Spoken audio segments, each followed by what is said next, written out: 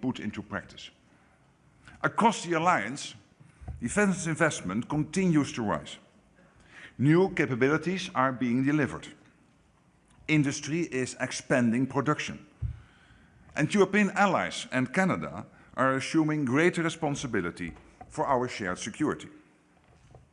Together, these are the foundations for a stronger, a fairer and a more capable NATO.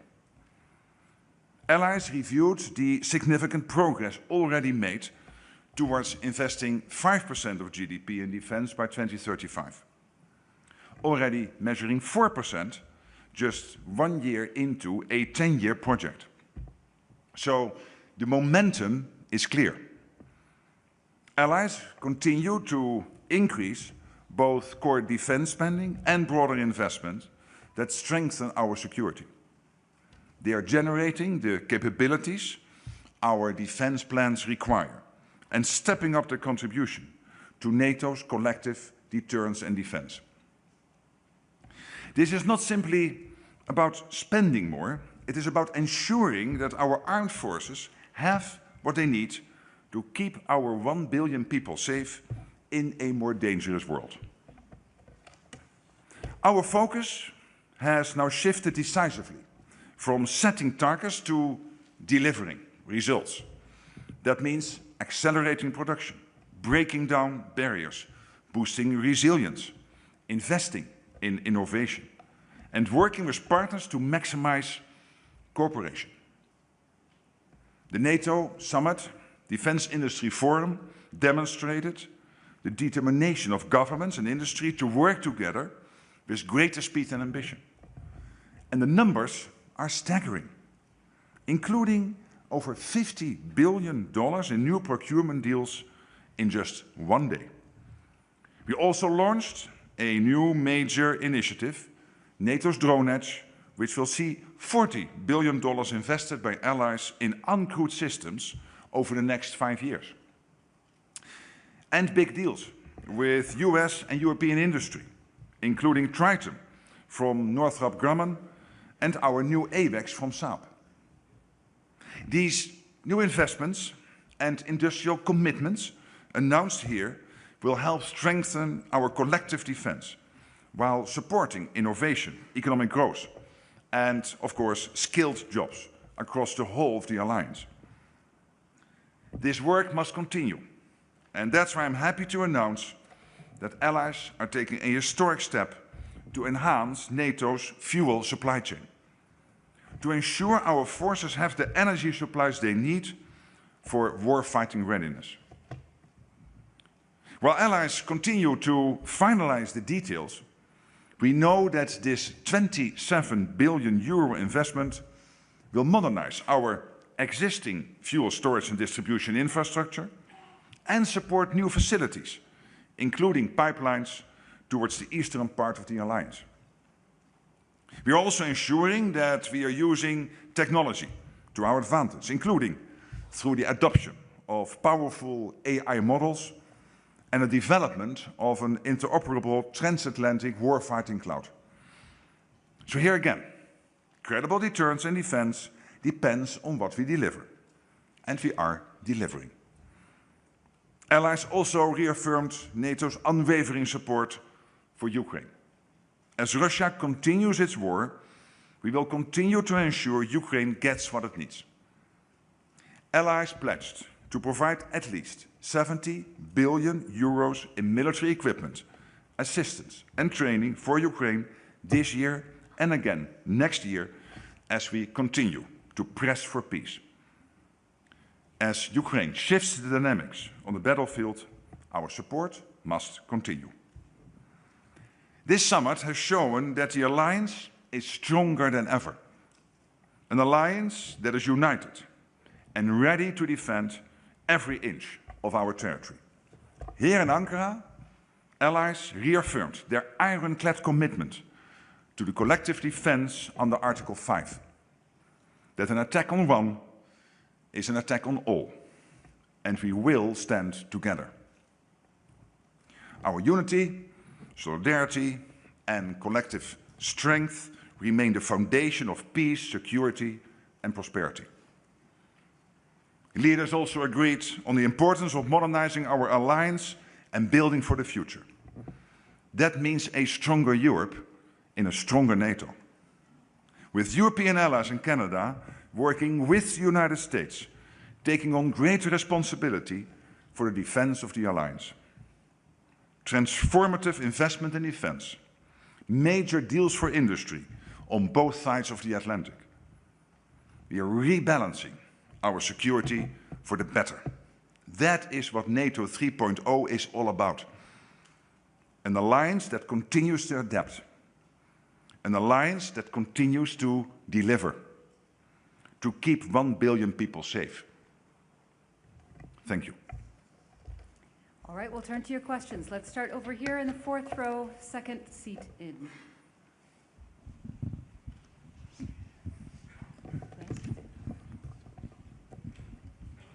Maya Raidan, TRT Arabic. I have two questions, if you allow me. First, President Trump again criticized the NATO while he was standing beside you. We've heard a lot of promises and determination, that's very good. But why there isn't a credible plan B if he went through his threats to decrease his forces in the region? Is that because there isn't, or the NATO cannot function without the US? This is my first question.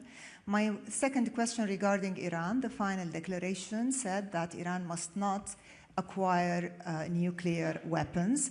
If the US-Tehran negotiations failed, what is the NATO strategy to keep this objective? Thank you.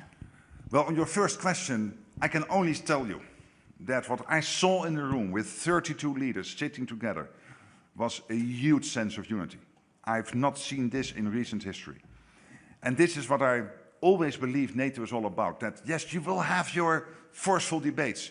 Sometimes people will argue at the top of their lungs, their points of view, and others will answer. And I'm never worried about that, because in the end, we are an alliance of democracies. It makes us stronger.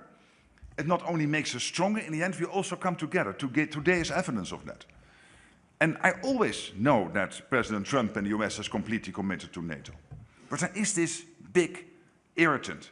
The irritant that the Europeans were not paying the same as the Americans were paying. And this is a frustration on the US part since Eisenhower. And this American president has been able to solve this.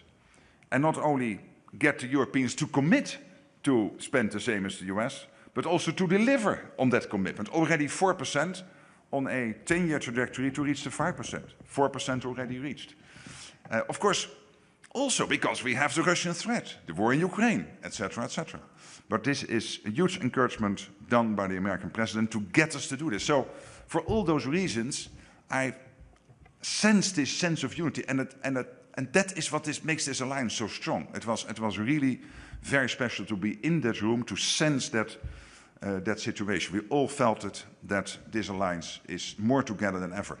I think particularly because we allow ourselves to sometimes disagree and then come together. On your second question, it's absolutely clear it is a NATO policy that, and a point of view of all 32 allies, that Iran should never get its hand on a nuclear capability. Obviously, Iran is outside NATO territory. That doesn't mean that NATO could never get involved. But as I said before, if helpful, NATO is always willing to play a role. But first now, let's see what happens over the coming days and weeks.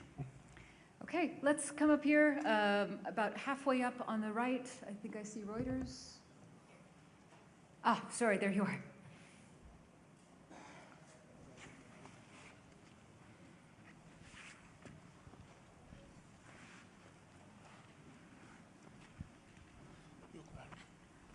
Yeah. Oh, okay. Yeah, we made it. I'm Lily Bayer from Reuters. Hi. Thank you very much for the question. Secretary General, we've heard President Trump talk a lot about the need to boost spending on defense, and you yourself, you've emphasized that European allies and Canada are stepping up. But NATO released new data yesterday, and what it showed is that there's actually quite a big spread in terms of what allies are spending as a percentage of GDP. Some are spending a lot, but there are actually quite a few allies that are still around 2%. and don't have clear plans to make it to 3.5% on core defense. So what is your message to those allies, and do you foresee those allies that are still around 2% moving up soon? Thank you. Well, let's indeed, as you already implied in your question, and I agree with that, agree that $250 billion spent more in 2 years, Canada, Europe, is massive. And there is a max to what you can spend more in 1 or 2 years, because you still have to recruit the men and women in uniform. You have to make sure that the defense industrial base produces the output. And of course, we are also ramping up the defense industrial production, but also there you need a couple of years to really get it going. Yes, there is always a certain spread between one country and the other. On the other hand, when you look at 4 big economies, Belgium, Italy, Spain and Canada, they were far from 2% a year ago. They all committed to 2%. And I always sense that if you have to make such a jump from 1.3, 1.4% to 2%, that means, in the case of some of these countries, $5 to $10 billion extra spent in 1 year, that you need to give yourself a little bit of time to indeed spend the money. Again, the absorption capacity, but then at a national level. But all these countries commit to move forward and to deliver on the The Hague targets. All right, let's come to the front row here. Could I get a mic down in the center? If you can come down past the barrier, it's easier.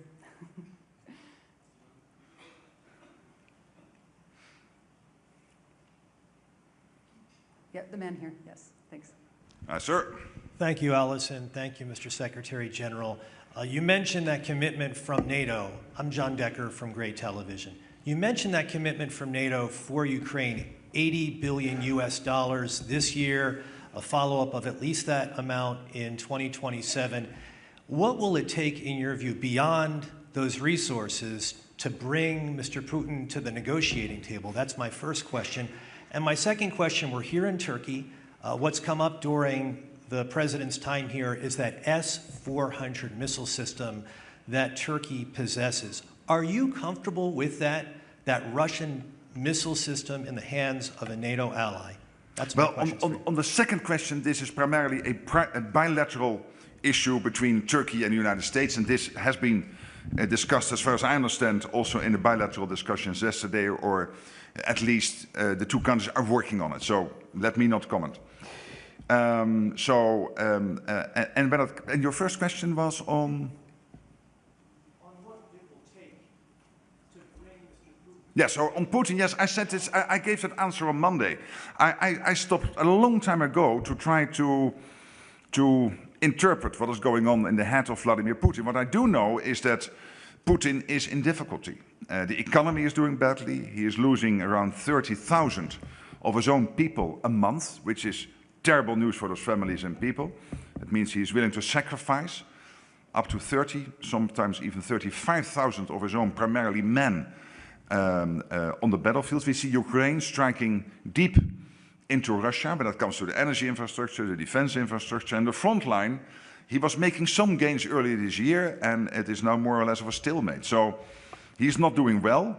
There is this firm commitment now by the 32 to continue the support for Ukraine. I think that is absolutely relevant and very important. And I know that President Trump and his team, with help from everyone who is available, is trying to end this terrible war. He's meeting now, as we speak, with President Volodymyr Zelensky to discuss what can be done more. And wherever we can be helpful, we will be helpful as NATO. But let me not try to predict what's going on in the mind of the Russian president. All right, let's come up here. Financial Times, please. Okay. Secretary General Henry Foy, Financial Times. Thank you. Can I hold it? You can trust me. Henry Foy, Financial Times. Nice to see you. Yes, hi. Secretary General, how concerned are you that President Trump has brought back his desire to control Greenland? In January, this sparked a huge crisis inside the alliance, forced you to get involved personally, and almost started a trade war with the EU. Further, you told Trump this morning that you personally will make sure that an agreement on Greenland is implemented. Is that a promise you're allowed to make? Is that not the sovereign right of the Danish and Greenlandic make people? Thank you. What the President and I agreed in Davos in January is, first of all, when it comes to the defense of the Arctic, he absolutely was right. Because there is a huge risk that Russia and China will gain more and more access to the Arctic. And the discussion we had and the deal we made is for NATO, particularly the 7 countries bordering on the Arctic, including, of course, the US through NORSCOM and NORAD, so that means Canada with NORAD, and then, of course, the 5 European allies, so Iceland, Sweden, Denmark, Finland, and Norway, working together, backed up by all the other allies, making sure that the Arctic stays safe. This is Arctic Sentry, launched by the Supreme Allied Commander early February. And then secondly, and here you're right, I'm not allowed to discuss or make any commitments on this second part. The second part is about trilateral talks between the US, Greenland, and Denmark, led by the foreign ministers of the United States, Greenland, and Denmark, basically to make sure that whatever investments when it comes to the Golden Dome or deployment of troops on Greenland will be made in the future, that if Greenland would change its constitutional position within the Kingdom of Denmark, that these commitments, these deals are still valid, and that's why also Greenland is involved in those talks. I'm not involved in those talks, so your question, are you allowed, etc., on the second part, this is up to the 3 parties. These talks are ongoing. When it comes to the first, of course, it is my role to work with our military leaders to make sure that we implement this Arctic Sentry, and that's exactly what we are doing. All right, we'll stay right up there, just next to him. Bloomberg. Secretary General Andrea Polishano from Bloomberg News. Good afternoon. Will there be, I'm here. Hi, I see you, yeah. Will there be a summit next year in Albania? If not, when? Thank you. The next summit will indeed be in Albania. That was the decision in The Hague. So the summit now in Ankara and then the next summit in Albania. So from now on, of course, the next summit is not in Ankara because we are in Ankara now. So the next summit is in Albania. And of course, we still have to decide on the exact timing. Okay, and then let's come down here in the second row, right here.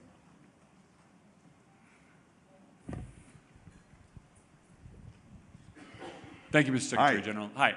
Given all the challenges you laid out of defense production, increasing spending, you had kind words to say or supportive words to say about the president's strikes on Iran last night.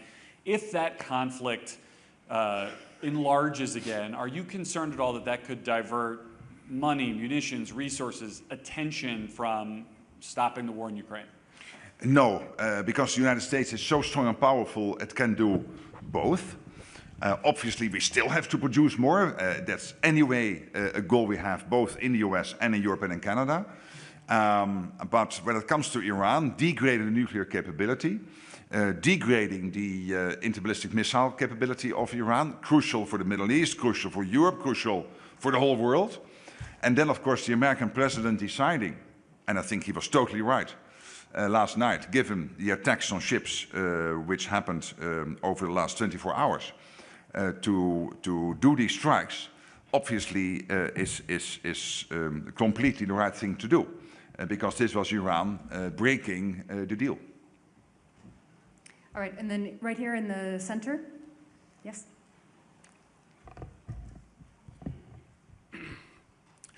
Sarsinan Ajır, Harici Media. Mr. Secretary General, President Trump was quite unhappy how the European countries had a lack of contribution to the military operations against Iran. If the ceasefire ends completely and the war is back on, do you support European countries to contribute more into this conflict? And if Donald Trump makes a statement like that to call them for aid, do you support his call? Thank you. Yeah, obviously this is not so much NATO, this is individual European allies having bilateral agreements with the United States which have been negotiated over the years when it comes, for example, to the use of bases, etc. And I know when it comes to this that the United States is disappointed. And what I pointed out is that this is about individual cases, isolated cases. When you look at at Europe as a whole, massively the Europeans have done what they bilaterally agreed with the United States when it comes to these agreements. And this led, in aggregate, to, as I mentioned on Monday, up to 5,000 sorties from European bases in the context of Epic Fury. And I would say Epic Fury would have been very difficult to do without Europe being a platform of power projection for the United States. Of course, this is one of the reasons why the United States is invested in its allies in Europe, to keep itself safe from the nuclear submarines, from Russia not ending up at the shores of the United States, but also, for example, for this reason, to make sure that they can make use of these bases. And massively that has been done. All right, we're going to get challenging for the mic carriers because I've got several questions that are towards the center. So first, there's a man in the blue shirt. And we agreed on Monday that you were sitting. There's too many people. So fourth row blue shirt here. And then after that, I think we'll go back to the eighth row about just as far in, or a little further.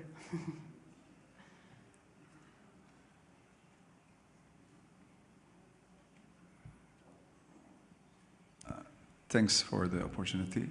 Yilmaz Akıncı from Al Jazeera. My question is, President Trump was mentioning today that the peace deal is over for me with Iran. And just a couple of minutes ago, he said, we will hit them hard tonight. So what is the NATO standing in the sense, especially there are certain countries like Spain is not really collaborative with NATO ally. Will NATO really fully support this, attacks or involve, especially when the topic comes to the Strait of Hormuz? Well, first, political. So the political position of NATO is clear, over the years, always been clear, that Iran should not have a nuclear capability, should not have a interballistic missile capability. So there's no doubt about that. That's the political side. Then the practical side. NATO itself is not involved. This is outside NATO territory. But as I just mentioned with your colleague, there are, of course, these bilateral agreements the United States has negotiated over the years with individual allies in Europe. And again, when you looked at the situation between the end of February and mid-April till the ceasefire started, up to 5,000 sorties from European bases, I think this is evidence that European allies have delivered. Okay, all right. Towards the center in the eighth row. Do we have a mic moving? Or is she already there?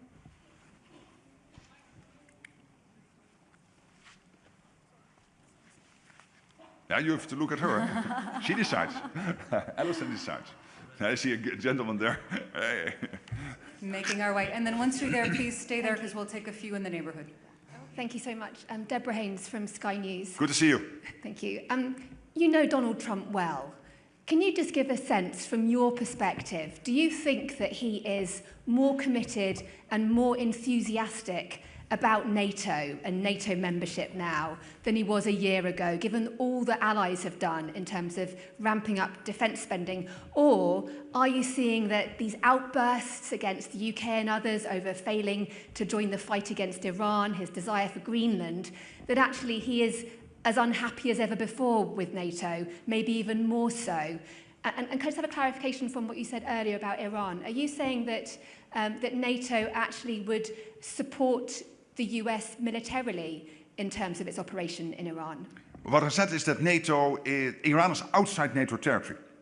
NATO has a political position. You can also see that in the summit declaration that Iran should not get a nuclear capability, that the Strait of Hormuz should open up. And NATO has always taken the position that when it comes to the interballistic missile capability, Iran should not get its hands on it. But this is outside NATO territory, so this is individual allies navigating this with the United States. On your first question, I mean, I always felt that families, where sometimes you have heart-to-hearts and sometimes you fight each other a bit, are much stronger than families where you have, oh, let's not disagree and let's keep things nice and unity. That's a bit fake, I always felt. I love it when sometimes between friends you can fight each other because it makes you stronger. And President Trump is not a person which keeps his views to himself. So on two issues, he was very clear. One is that Europe had to step up, and this had to do with NATO. He was committed to NATO, he is committed to NATO. But he said, hey, Mark, it's not a fair deal.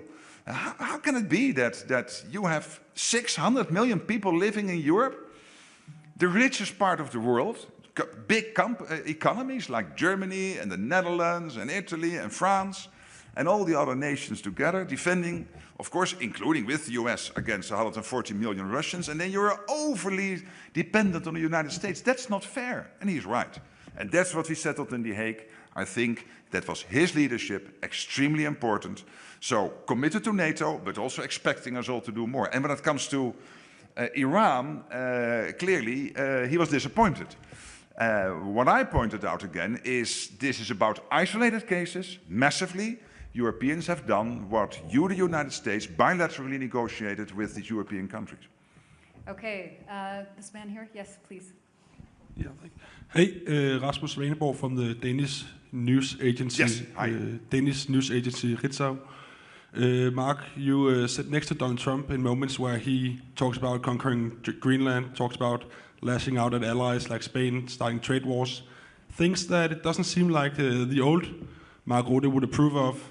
Does this have any effect on your self-respect when you sit next to him like that and say nothing?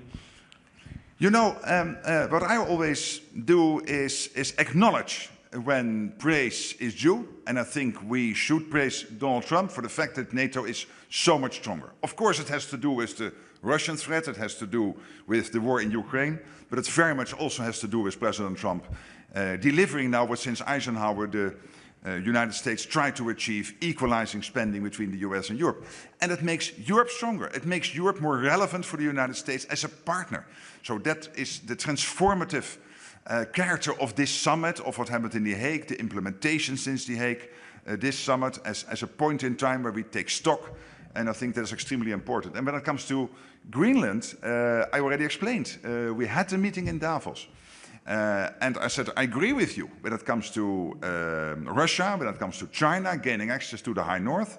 But let's do this together. We have NATO for this. Let's work together on this. This is exactly what we are doing. Okay, we have very little time and still lots and lots of questions. So the woman who's standing here. Thank you very much. Thank you, Secretary General. Yes, hi. Emel Akan from the Epoch Times, New York-based media outlet. I have a question on Russia. Russia is facing energy crisis, fuel shortages. The entire country is facing gasoline shortages. How do you see this impacting the war in Ukraine? And do you ask or do you expect President Trump to impose more sanctions on Russia? Well, clearly, Ukraine is very successful in hitting the energy infrastructure in Russia.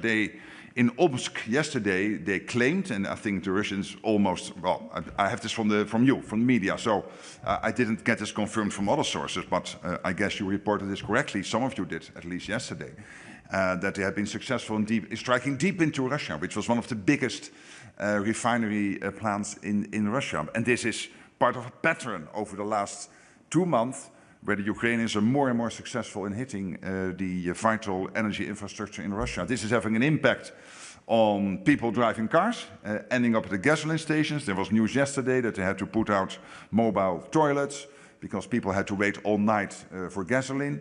Well, I can assure you one thing as a politician. In the 16th, 17th century, you had to make sure there was enough bread. In the 21st century, you have to make sure there's enough gasoline. Your voters don't like it if they cannot fill up their cars. And of course, this is having an impact on the Russian economy. At the same time, you have a Russian president which is willing to sacrifice up to 35,000 of his own young men in this crazy war against Ukraine, totally unprovoked.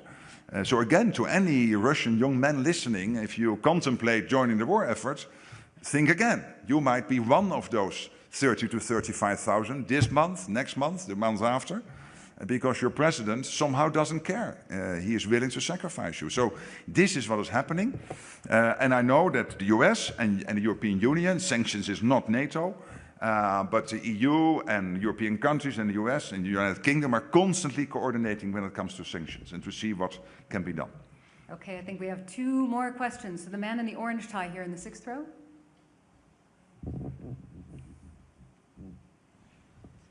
Hi, Johannes Hi. Perterer, Austrian National Television and Radio, ORF.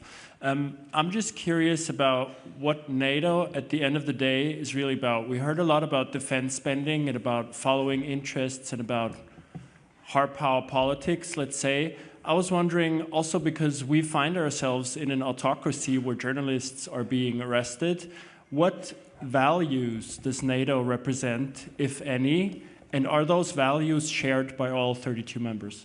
Thank you. NATO is a defensive alliance, defending 1 billion people living in NATO territory. That's the United States, that's Canada, and 30 countries in Europe. We are defensive. We will never attack another country. Never. We are a defensive alliance, but we will make absolutely sure that if anyone else does not wish us well and tries to attack us, that they know that our reaction will be very forceful, that we can defend ourselves, etc., etc. And that is for a reason. First of all, because I strongly believe in the 21st century that you should not attack another country like the Russians have done with Ukraine. It's kind of crazy to do that. It's a playbook of the 19th century or the 20th century. We don't do this in grown-up democracies anymore in the 21st century. So that's one, but also because there are values at stake. Democracy. And democracy, as I said on Monday, is not only free vote. Democracy is also you, the free media, that you can report, that you can try to find out what happened behind the scenes, politicians not always liking what you find. But if it is fair, hey, it's your role and your job to do that. It's part of democracy. And the third pillar of democracy is that your societies have the ability to make their views known. And they do this sometimes through demonstrations. And that is always should be possible. And that means that journalists should always be able, in person, to participate in big news events. Okay, final question. That's all we have time for. We're going to go to the 5th row on the aisle here. Thank you, Secretary General. Satya from... Yes, hi. Here. Oh, no, sorry. Oh, there are more than one hand. Yes. Satya from NHK, the public TV station of Japan. Thank you. I'd like to ask about the IP4. Do you think it was important to have at least all representatives of all IP4 countries present in Ankara, considering the challenges NATO faces from China? And this is the second year not having all the leaders present at the summit, but do you already have any ideas on how to engage again at the leaders level with them? Yes, well, the president of the Republic of Korea was here, so I had the opportunity to get to know him better. He and the First Lady participated in a dinner last night, and we had very senior representatives at the level of defense ministers and or foreign ministers of New Zealand, Australia and Japan. So I myself have my engagement with the leaders of these nations, so it's not necessary that always all the leaders are here. I was very happy to meet the Korean president because he is relatively new. We spoke a couple of times on the phone. This gives the opportunity to get to know each other better, and I traveled myself last year to Japan. And I might do other trips to the IP4 countries in the future, because this is an important relationship. And we said yesterday it is important because this is about the acknowledgement that the two theaters, the Indo-Pacific and the Euro-Atlantic, are more and more interconnected. You cannot separate the two. That doesn't mean that you want to extend Article 5 to the Indo-Pacific. That's not the goal. The goal is to work as much together on defense industry, on innovation, on standards, also exchanging views on defense spending, how to do that in the best way. We have now experienced in NATO not to prescribe in detail how many tanks or how many fighter jets, but what should be the battlefield outcomes we want to achieve by each nation's contribution to the collective defense. So this was a very useful discussion. I think we all felt it. Alison, there is one lady over there who really tried for some time. Is it okay if we do one more? One more. It's you, and then we stop. Because I think there are other presidents and prime ministers also wanting to address you and get your questions. Thank you so much for this opportunity. Ecem Toplar Haber Global TV. Anti-Turkey rhetoric continues to flow from Greece, which persists in its illegal militarization activities in the Aegean. Greek Prime Minister Mitsotakis stated, "My country still faces an open threat of war from Turkey." how are these statements by Greece received within the alliance? Thank you. Yes, well, I've said before, when it came to other issues, sometimes between allies, and that can always happen. We have an alliance of 32 nations, so there might be bilateral discussions, and then obviously, unavoidably, I will get the question, what is my view on this? But of course, I'm not a commentator.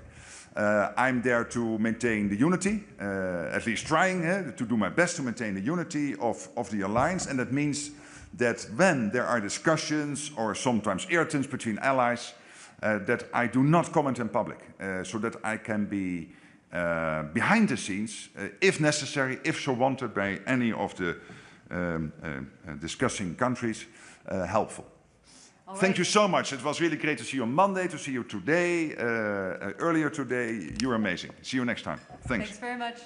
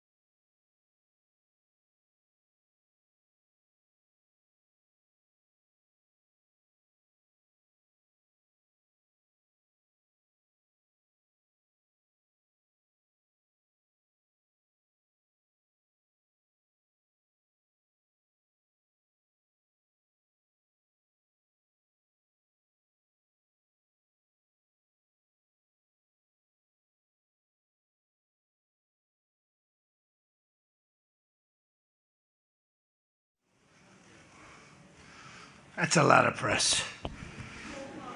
Wow. Well, it's important stuff.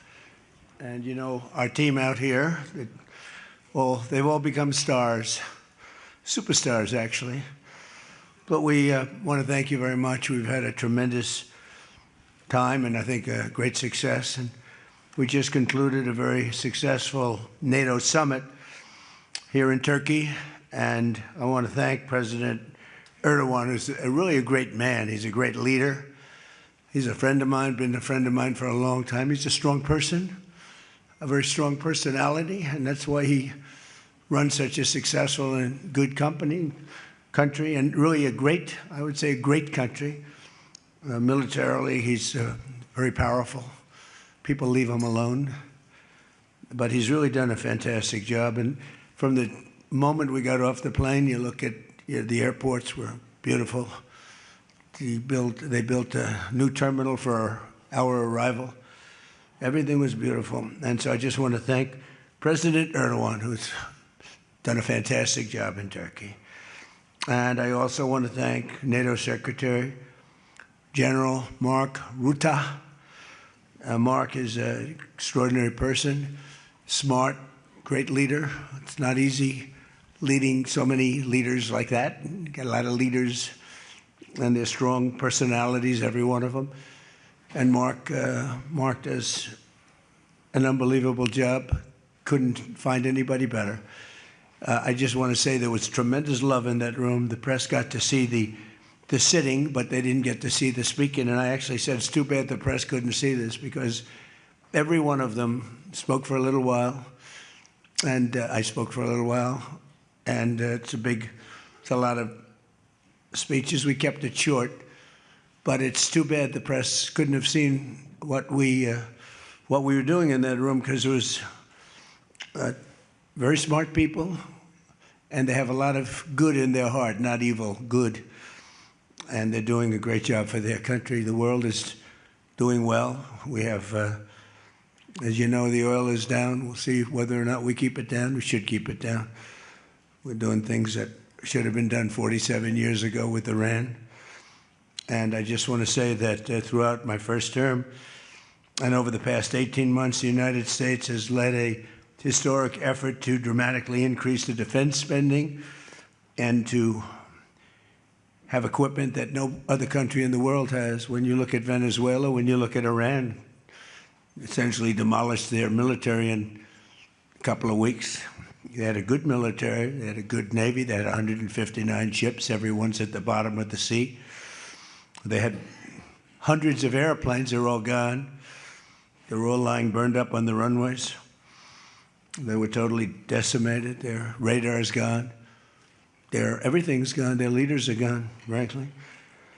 And their combat capability is pretty low. They have a small percentage of missiles left.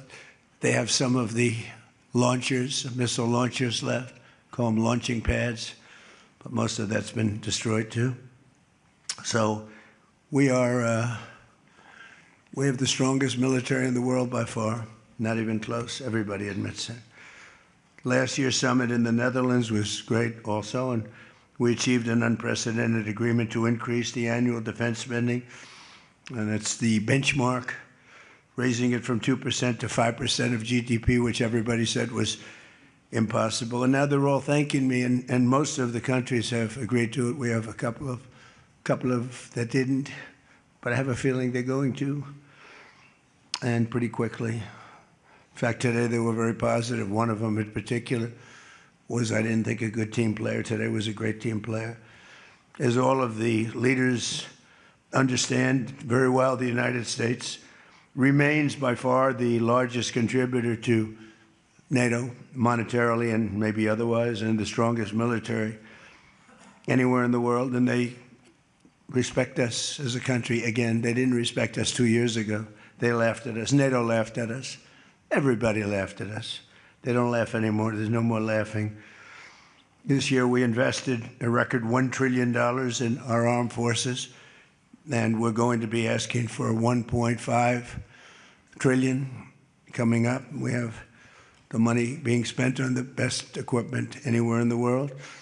In the working session this morning, we discussed the progress other members are making toward the 5% target, and they're making great progress.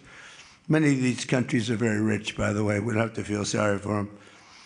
But it doesn't mean they're properly protected. There's a big difference. Some have truly answered the call, and others are making big changes and will be answering the call. I think I can say in all cases they're going to be answering the call. And we'll be taking in over $1 trillion a year toward defense. And that's a tremendous amount of money. It's a big up. They were at 2%. They were actually at 1%. I got them to 2%. Then I wanted to get them to 5%. And we got up to 5% the last time. And they're, you know, just again, if you could have seen the respect and the love in the room, and it's love really for the country, for our country. I don't want to say me because you'll say, oh, he's so conceited. He's such a conceited person. But they do. I mean, you know, they like the job I'm doing. They said, sir, we love you. These are grown people saying that. Isn't that nice? Maybe, I don't know, maybe they're trying to get to me. And in a way they did, because there was tremendous unity in that room. And I urge all nations to accelerate their plans to get the benchmark as quickly as possible. The benchmark is going to be that 5% number. That's the number it should have been for years. As a result of the commitment we achieved last year, defense spending of other NATO members surged by more than almost $150 billion in 2025, and much of that money is being spent on American-made equipment. They all want American-made equipment. We're pushing very hard to have the defense companies, and they're great. We make the best equipment, the Patriots and the Tomahawks, and everything we have is considered to be the best. Not by me, it's everybody wants it. I wish we made it faster because we could sell as much as we could make. And as you know, I had Lockheed and every one of the companies, all of the companies who are Raytheon as an example, Boeing.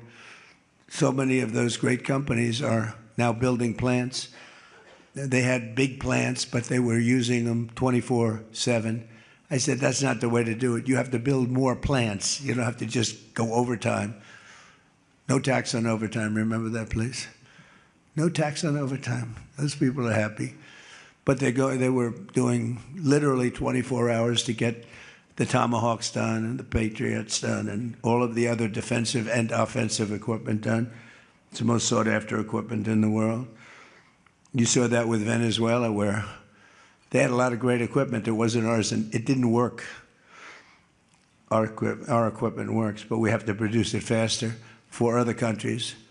For everybody, including ourselves, we have to produce it faster. So we think within a year and a half max, we'll be, instead of waiting for a year or 2 years, we'll be having it on a 2-week wait, maybe a 1-week wait. That's what I want. And it'll do really well. A lot of people are, just waiting. They're waiting. They want to get this defensive equipment, maybe in particular the defensive equipment, but offensive and defense. As much of that money is being spent on American-made equipment, that's the money that the European and Canada are spending, European countries mostly, and Canada. And they're spending that with the United States, largely. And it's American-made, made in the USA, as we say. Weapons, munitions, supporting thousands of American jobs. This will increase. We have the highest number of jobs. Right now, we have the most people working in the United States that we've ever had in the history of our country. We have the biggest investment ever made, $19.2 trillion. That's 6 times more than we've ever had. Think of it, 6 times more. And what did that were tariffs. Without the tariffs, I think we would have done fine, like at about 2 or 3. The last administration had much less than $1 trillion invested for 4 years. We have $19.2 trillion invested in 1 year. We haven't gone into the extra almost a half a year, 1.5 years. Those numbers won't come out for a little while. So we have 19.2 trillion, not billion, not million, trillion with a T, invested in plants and equipment that's being built all over the country. Eli Lilly is building plants, big drug, Merck, all of them. The drug companies are building. The car companies are building like crazy. In fact, as you probably saw a big announcement yesterday, Toyota is leaving Mexico and they're going to build one of the biggest car manufacturing plants in the world in Texas. That's because of the tariffs, because we don't mind if you build in Mexico, but if you build in Mexico, you have to pay 25% tariff. If you build in Japan, or if you build in any place, now China is a much higher tariff. It's 100% tariff because we don't want to lose our jobs. We don't want to have our workers lose their jobs. We have the largest number of plants being built for the most money ever in the history of our country. Car plants, AI plants, and all other plants, pharmaceutical plants, chips. We're not giving anything. All we're saying is, if you don't start, we'll give them 1.5 to 2 years to build their plant. If they don't have that, they have to pay 100%, 200%, even 250%. If they make a chip, or if they make a car, if they make pharmaceuticals. So the pharmaceutical companies are moving in at record levels. There's never been anything like what's happening. Let me put it a different way, put it to you in a more broad fashion. There has never been anything like has happened with this country or any other country in the history of the world. There has never been growth. There's never been manufacturing plants being built. We have so many being built. And in the big ones, like AI, some of the AI, we let them build their own electric plants. We force them to build. We don't want it because the old grid that we have wouldn't be able to supply it. They need, just as an industry, more energy than the entire country produces right now, when you think about it, which is incredible. So take all of the energy that the United States produces, and that one industry, which is so big, so powerful, it needs more than that. In fact, some people say almost double. So this was my idea. I said, you can never service that. You can't reinvigorate the grid. You can make it better, but nothing like that. You wouldn't be able to build. And we're leading China in AI, in just about everything. But we're leading China in AI. Even in TikTok, I was watching somebody say, oh, the TikTok deal, it's so bad well, because they say the deal was incredible, but they think the word that gets out is bad, except the numbers just came out, and I'm #1 on TikTok, and all I do is talk about communism, right? So it's sort of good. I used it to get elected, too. But, you have to get your word out. But the numbers came out just a little while ago, and I was #1, some ridiculous number. I never heard of numbers like that, but #1. And all these entertainers are number 27, 29. It's crazy. I don't even understand myself. But that means that my word's getting out about how great our country is, how successful our country is, and how bad communism is, and how bad these lunatics are that are running for election that don't sound good, don't think good, and don't look good. I don't see any looker. I don't see anybody with the look. You need the look, I guess. You need something, but they don't have it. And I think they'll fade fast. And it's not social democrats. This is not a social democrat. These are communists that are running. And they don't want God. They don't want successful things to happen for our country. They don't want to have a successful country. I think they're sort of crazy. As European nations rebuild their militaries, American equipment will be the largest beneficiary. The defense companies are going to be making most of that equipment. They want the American equipment because it works better. It's not a question of anything else. We make the best equipment in the world. And to that end, I provided other leaders with an update on the steps we're taking to rapidly scale up production in the United States. And they wanted to hear that because they don't really want to get it in 4 years, 5 years. They want to get it like in a week. And we'll actually be at a point like that in the not too distant future with the plants that are being built. The defense plants, it's incredible. Lockheed is building, I think, 5. Some of them are building 3, 4, or 5, and they're big ones. It's going to quadruple the output we have with the munitions and the basic equipment itself, whether it's a Patriot or Tomahawk missile or any of the missiles that we make many missiles, different types, for different occasions. And just today at the summit, we announced $3 billion of new defense investments with U.S. companies. And Lockheed Martin will establish a world-class Patriot missile sustainment facility, a big deal in Europe. They're given a tremendous incentive by Europe to do that. All goes to the benefit of us and Europe because they're getting the best equipment. Northrop Grumman is moving forward with the sale of advanced American drone technology. We're actually the leader in drone tech. A lot of people don't know that. We have the most sophisticated drones in the world. And we're a real, I guess we're the leader, but we'll soon be the leader by many times over. And Lockheed and Rheinmetall are announcing a partnership to build the Army Tactical Missile Systems, which is a big deal. And Anduril is announcing a deal to build their new Barracuda missiles, which is a very highly sophisticated, fast missile, and we're doing that for Poland. Poland's doing very well, by the way, with a very, very good president, great president, I think.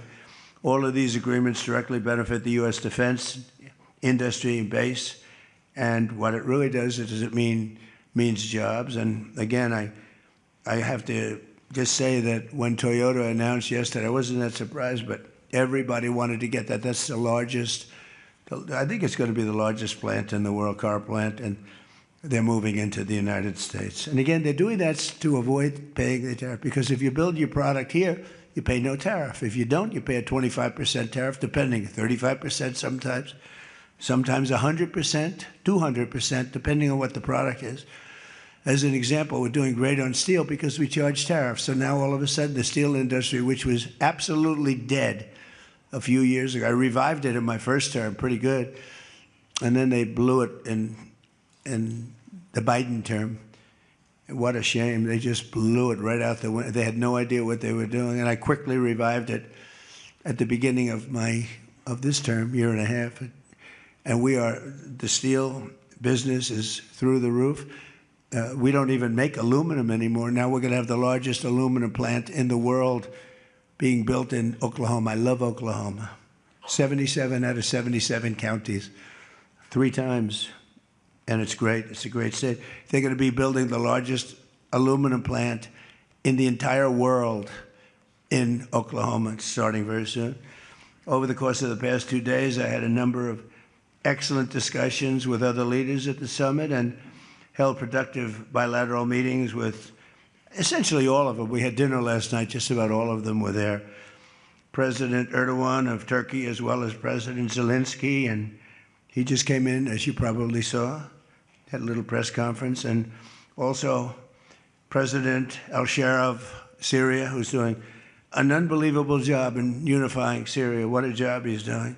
Syria was a mess with what happened with the previous government, you know that.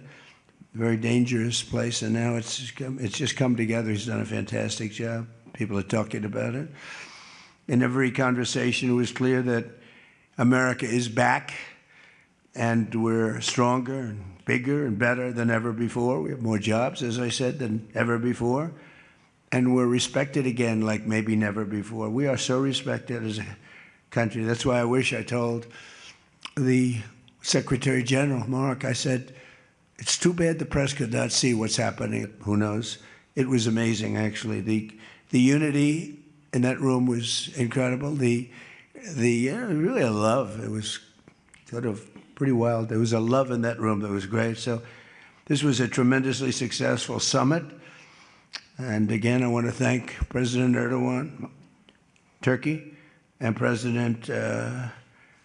so many of the presidents, prime ministers. They were all here from NATO, the NATO countries. And in particular, we have to thank the Secretary General Mark Rutte for doing a fantastic job. He really put on a tremendous, his was just something, he's a unifier. He's a tremendous unifier. So I could take a few questions. We've done a few of these already today, so I don't think we should take too many. I don't think we should take, like, so we're going to keep it a little bit short, and I know a lot of you are going home. Some are going with me. So go ahead, please. Sir, yes. Yes. No. The gentleman right here. The very tall gentleman who's very insecure. He doesn't want to ask the question. He's a handsome guy, but he's very insecure. Go ahead. Do you want to shout it out? Give him a mic. How about giving him a mic? He shouted out. Mr. President, your operation in Venezuela has been lauded as a military success, and yet the Iran war seems to be a strategic dead end for you. Why are you apparently unable to end the Iran war? So I think we're doing just the opposite. The Iran war has been a tremendous military success. And, you know, I can only answer the question by saying they're not going to have a nuclear weapon. I think it's been, I was there for one reason, that Iran cannot have a nuclear weapon. I call it, we denuclearize Iran, and that's happened. They will never have a nuclear weapon. That stuff is so far down under a mountain. It's a granite mountain that collapsed on top of it. Take months to get it out.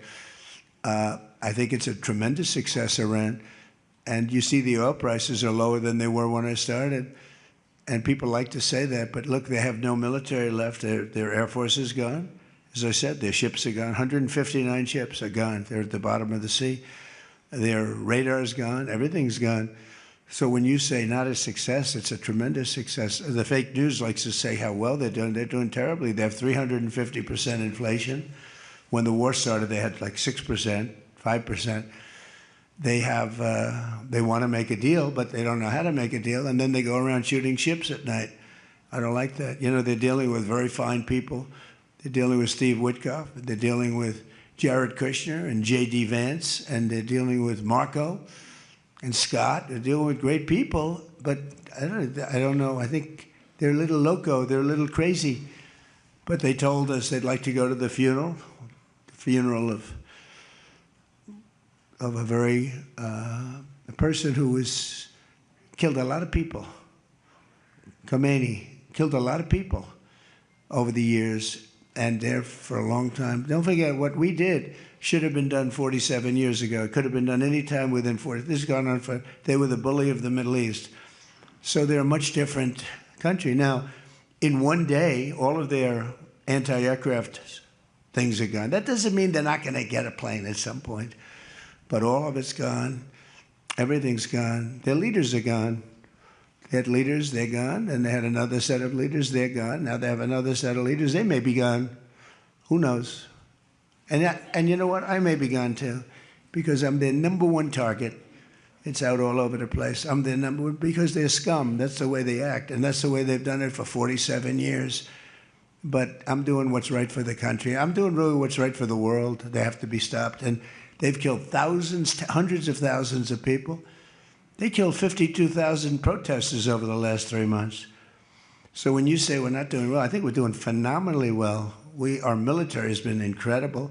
Plus, we had a blockade. Did we have a blockade? Did you ever see a blockade work that way? You know, for you that said we're not doing well there. We did great in Venezuela. That was a one-day war, and they're very good military. You know, it's a very military country. We took out one of the worst human beings in the world, Maduro, and he's in jail waiting for trial. But what he did to this country was incredible, including the fact, not only the drugs, but he had people pour into the country from prisons. They opened up their prisons. They allowed them to come in. We're getting them out. We're getting them all out. But we have, with the Biden open border policy, with Kamala as your border czar. Remember, she was a border czar, but she never called Border Patrol, never once, and she never went to the border. The border was a disaster. Now it's fixed. It's fixed where we have nobody, and I don't do these numbers. 0 people come in through our border, through our southern border. 0. And that's been announced now every month for the last 12 months. 0. We had millions of people come in, under 25 million people, I think more than that under Biden. And they weren't people that you want, and for the most part, they were drug dealers. They were escaped from, think of it, all the prisons, and I'm not just talking about from South America, I'm talking about from the Congo, I'm talking about from all over the world. The prisons were emptied out. They were emptied out into our country. But they had the worst murderers. They had We had people allowed in our country that should never, and they walked in through an open border policy. And all I'm saying is that you're lucky we won this election. Yeah, please. Go ahead. Go ahead. No. Yes, go ahead. Thank you, Mr. President. Iris Tao. Who you with? NTD Why don't you say your Television. name and who you're with? It's always helpful. Thank you, Mr. President, for doing this. Iris Tao with NTD, with a sister media with the Epoch Times. Okay. On communism, you've been issuing a wake-up call to Americans at home about the dangers of communism. And now Yeah. you're speaking on the world stage. What's your message to people both living under communist and socialist regimes, but also people living under democracies like in Europe and America who might not have realized how close communism has come to home? Yeah, that's a great question, actually. But look, I want to get the word out because what's forming is communism in the country. And communism's easy to sell. I would be the greatest communist in history. I'd be right up there with Lenin. I'd be as good as anybody. You've got free rent for the rest of your life. What they don't say is that you'll be living in squalor in 12 months. You've got a free house. Would anybody like to have a free house? We'll take it away from somebody. We'll give it to you. You'll have murders all over the place. Communism's a disaster. It's been proven to be for thousands of years under different names, but same thing. It's very important. And, you know, it's funny. One of the reasons I do so well with Hispanic people, I set a record, Republicans. I get great numbers for the election, helped me get elected in a landslide. The Hispanics, because a lot of them came from countries that were essentially communist. You know, whether you call them radical socialist or communist is not that much, but there's a little difference. When they say social democrats, we're social democrats, it sounds so nice. It's not nice, it's a very dangerous term. So I do talk about it, and I talk about it on TikTok, and I talk about it everywhere. I talk about it here.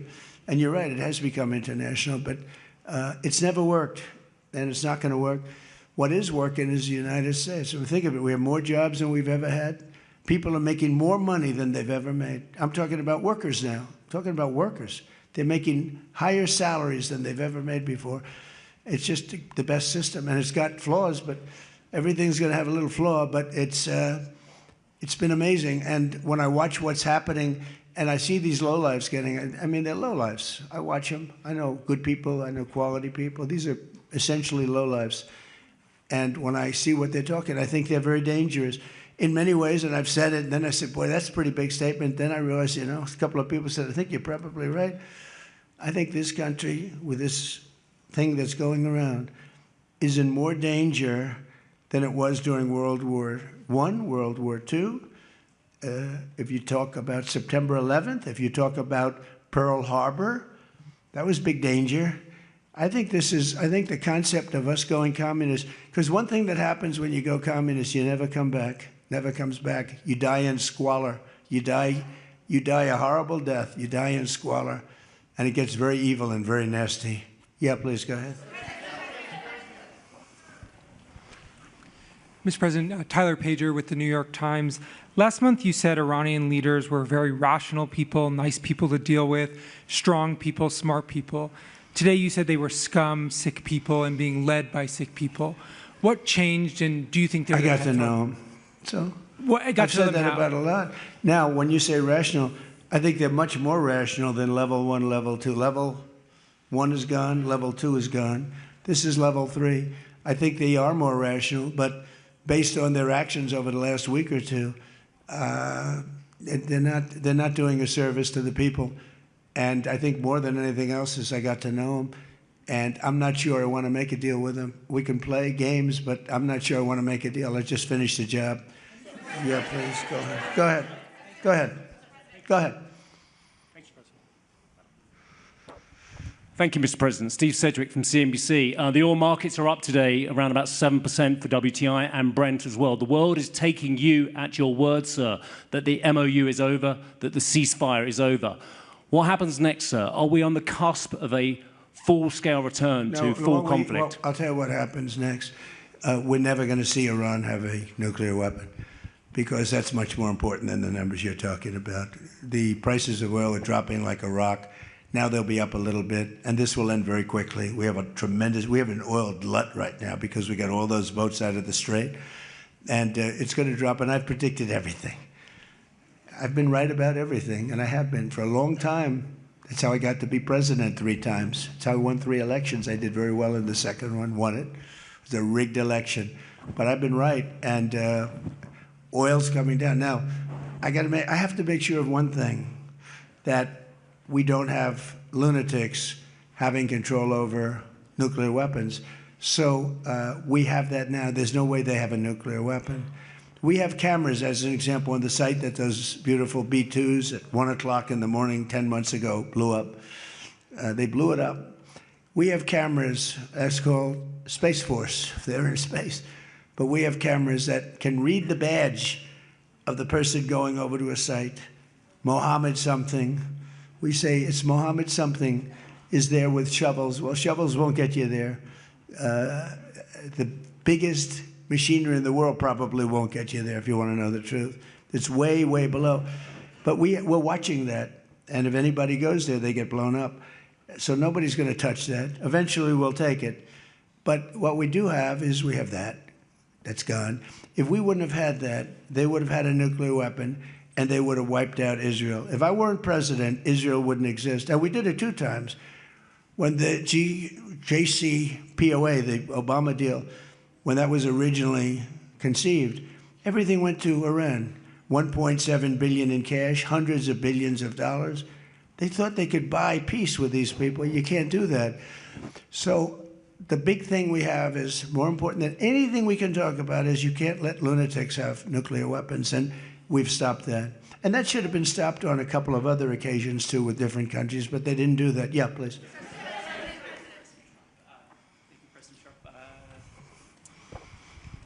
Stephen Nelson from the New York Post. I'd like you to address speculation that you're leaving Ankara not in the new Air Force One because of security concerns involving Iran. You've spoken today twice about them possibly assassinating you and possibly being successful. Did that concern have something to do with you? Well, I speak about it a lot because, you know, the life of a president is very dangerous. It's 5.2%. You know what a race car driver is? 1/10 of 1%. A bull rider, that looks pretty dangerous to me. It's 1/10 of 1%. No, it's 5.2% is you don't make it. You should have told me you're an excellent reporter. You should have told me that years ago. Maybe I wouldn't have run. It's a very dangerous profession.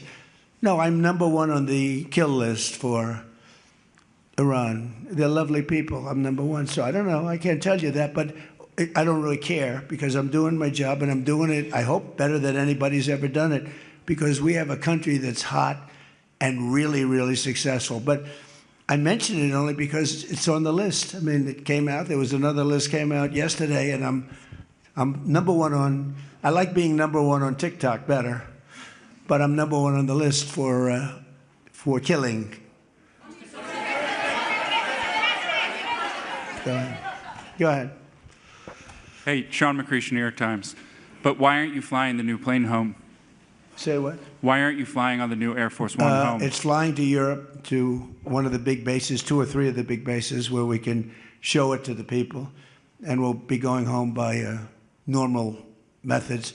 But we have it going to Europe to a couple of bases, actually 1 in particular, but it's going to go to a couple of bases, stop, so the soldiers can see it because it's truly magnificent. Yeah, please. Go ahead. You want to go? Okay, go ahead. Mr. President, Harici Media, Tunç Akkoç, Türkiye. Mr. President, it seems that the war with Iran may start again. What do you expect from your European allies? I don't think it's going to start again. I think it's going to go very quickly. They hit a couple of ships, and so we hit them much harder. When they hit, we hit 10 times harder. You know, we hit much harder than they do. We have a lot better equipment than they do. We may even, somebody asked before, do you think you'll hit them tonight? I said, we might. Yeah, we might. But when they hit, we hit. You know, it's what we use their language. We speak their language. No, I don't think so. I think anything that happens is going to be over very quickly, and we'll only make it safer, including for oil. Oil is going to be very free, very easy, and it's going to happen very fast. We have the Hormuz Strait. The boats have pulled out. I mean, there's a gusher of oil right now. We have a lot of oil. And no, anything that happens is going to happen very fast. We're not looking for long term. Okay, go ahead, Red. Today, Ines de la Cuetara with MS Now. You said today that countries... You're with who? MS Now. MS Now. That's a failing network. Why would you want to work for them? MS Now. Can you imagine? They wanted to get away. They took the name NBC because they were embarrassed by it. Go ahead. Let's go. When do you hear this question? You said today that countries like Spain, Italy, and the UK were not there for the U.S. and its war with Iran. Should those countries be attacked, will the U.S. be there for them? Well, I'll tell you what. Number one, Spain has been very bad, but you know Italy's been good, and almost all of the countries have been good. They just had a bad moment. They didn't help us. We didn't need their help, but if we would have wanted their help, I said, by the way, if I want help, Sir would rather remain on the sidelines, and I didn't like that answer. UK gave an answer that was sort of weirder than that. They went out. I said, would you like to help? They said, we do, but we want to wait till the war is over. This was not in the spirit of Winston Churchill. So, yeah, I mean, I'll tell you what, I can only say if there's one word that comes out of today, it's unification. I've never seen anything like it. Every one of those countries, they love us, they love each other. That was tremendous unification. It was a nice thing to say, and it was a very fair question, too. Yeah. Green? Green? Yeah, you're wearing green, right? Thank you, Mr. President. Eda Turul from Haber Global TV, Turkey.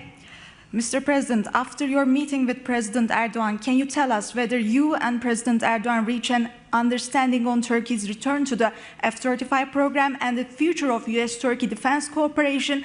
And do you believe U.S.-Turkey relations are entering a new chapter right now? Well, I had a great relationship in my first term. You remember Pastor Brunson, and he was put in jail for 35 years, and I called. He was an evangelical hero, actually, very good man. And I called President Erdogan, and he let him out. I didn't pay anything like Obama and Biden pay billions of dollars all the time. I never paid any for anybody. I just tell him, let him out. Let him out. But in this case, I didn't say it the second way. I said it the first way. I said, look, he's a good man. He's highly respected in the evangelical, and I'd like you to let him out. And he was in my office, in the Oval Office the following day, Pastor Brunson. I had a great relationship. When Sleepy Joe Biden got in, bad things happened with a lot of things between the border. Everything was bad. We were laughed at all over the world, and we had a very bad relationship with a lot of countries. I think Turkey was one of those countries. But that changed on November 5th when we had the election. And it's one of our best relationships. We have a great relationship. And they're talking about the F-35 airplane, and it's the best plane, and everybody wants it. And we have to make a decision who we give it to. I mean, my inclination, because he stayed out of, he's not a huge fan of Bibi, and he's not a huge fan of Israel, but he stayed out of that war. He could have gone into that war very easily, and he didn't. At my request, he stayed out of that war. He's been a very good ally. I mean, Marco could tell you we have a very strong relationship with Turkey. You know, it's a very big country. It's a very powerful militarily. It's the second most powerful country in NATO. It's a NATO country. So whether or not we do that, I haven't totally made up my mind. But my inclination is to say, look, he's done everything. He's helped us in so many different ways. And you know who else has been good to us? China. China never came into the war. They get 50% of their oil from Hormuz Strait. They never came into the war. They never said, I'm going to send a ship in 5 destroyers along each side of the ship. They never did. No, President Xi's been great. Everyone's been sort of great, to be honest. You know why? Because they respect our country again. They laughed at our country. They thought we were a bunch of fools. They saw a president that couldn't talk, he couldn't walk. He was a disaster. They lost respect for our country, but now they have more respect for our country than they've ever had before. Thank you all very much. We'll see you back. Thank you very much, everybody.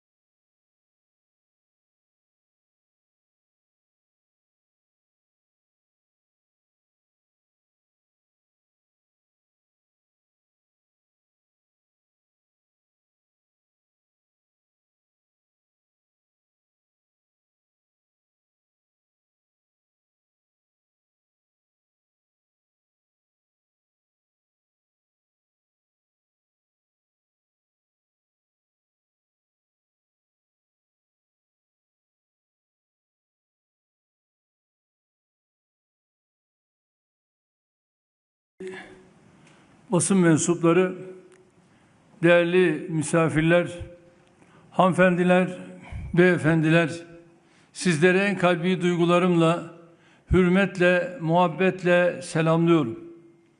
Cumhurbaşkanlığı Külliye'mize, milletin evine hepiniz hoş geldiniz.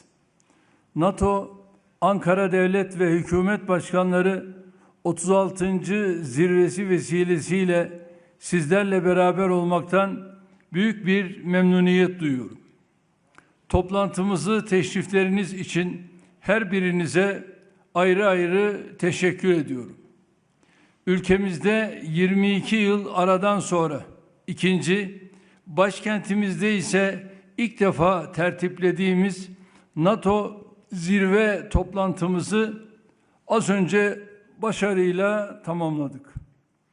Avrupa Atlantik güvenliğinin sınandığı bir dönemde ev sahipliği yaptığımız bu tarihi zirve, ortak geleceğimize yön verecek nitelikte icra edilmiştir. İttifak içinde Avrupalı müttefiklerin daha fazla sorumluluk üstleneceği, adil bir külfet paylaşımı suretiyle askeri kapasitelerimizin tahkim edileceği, daha güçlü bir NATO'nun temellerini Ankara'da atmış bulunuyoruz. Öncelikle bir hususu burada ifade etmek isterim. Türkiye olarak Soğuk Savaş sonrası dönemin barış hasılasından Avrupalı dostlarımız kadar istifade edemedik. Birçok kriz ve çatışma bizim çevremizde yaşandı. Terör başta olmak üzere etrafımızdaki tehditlere karşı mücadele ettik. Yalnız bırakıldığımız, haksızlığa uğradığımız dönemler oldu. Dolayısıyla çoğu zaman kendi göbeğimizi kendimiz kesmek zorunda kaldık. Ama bugün savunma harcamaları, askeri yetenekler ve buna zemin oluşturan savunma sanayimiz bakımından birçok müttefiğe kıyasla hayli ilerideyiz. Değerli arkadaşlar, zirvemizde geçtiğimiz yıl Lahey'de verilen taahhütlerin hayata geçirilmesi üzerinde durduk. Genel Sekreter Sayın Rutte de müttefiklerin sağladığı ilerlemeyi rakamlarla ortaya koydu. İttifaka yönelik çok boyutlu ve tedricen artırılacak katkılarımızı da bu vesileyle somutlaştırdık. NATO Ankara zirvesinde müttefiklerin dayanışma ruhu çok açık biçimde tezahür etti. Zirveye tüm müttefikler lider düzeyinde iştirak ettiler. Bunu Türkiye'ye duyulan güvenin ve diplomasimizin saygınlığının yeni bir ispatı olarak görüyoruz. Biliyorsunuz Başkan Trump da zirveye katılımında ülkemizin ev sahipliğinin belirleyici olduğunu vurgulamıştı. Şahsi dostluğumuzun altını çizmesi ayrıca anlamlıydı. Bizim için kıymetliydi. Hassasiyetinden ötürü değerli dostuma bir kez daha teşekkür ediyorum. Değerli basın mensupları, Türkiye olarak 1952 yılından beri ittifakın üyesiyiz. Ama biz sadece kara kuvvetlerinin tarihi 2235 yılı geçen tarihi şanlı zaferlerle ilmek ilmek dokunmuş büyük bir milletiz.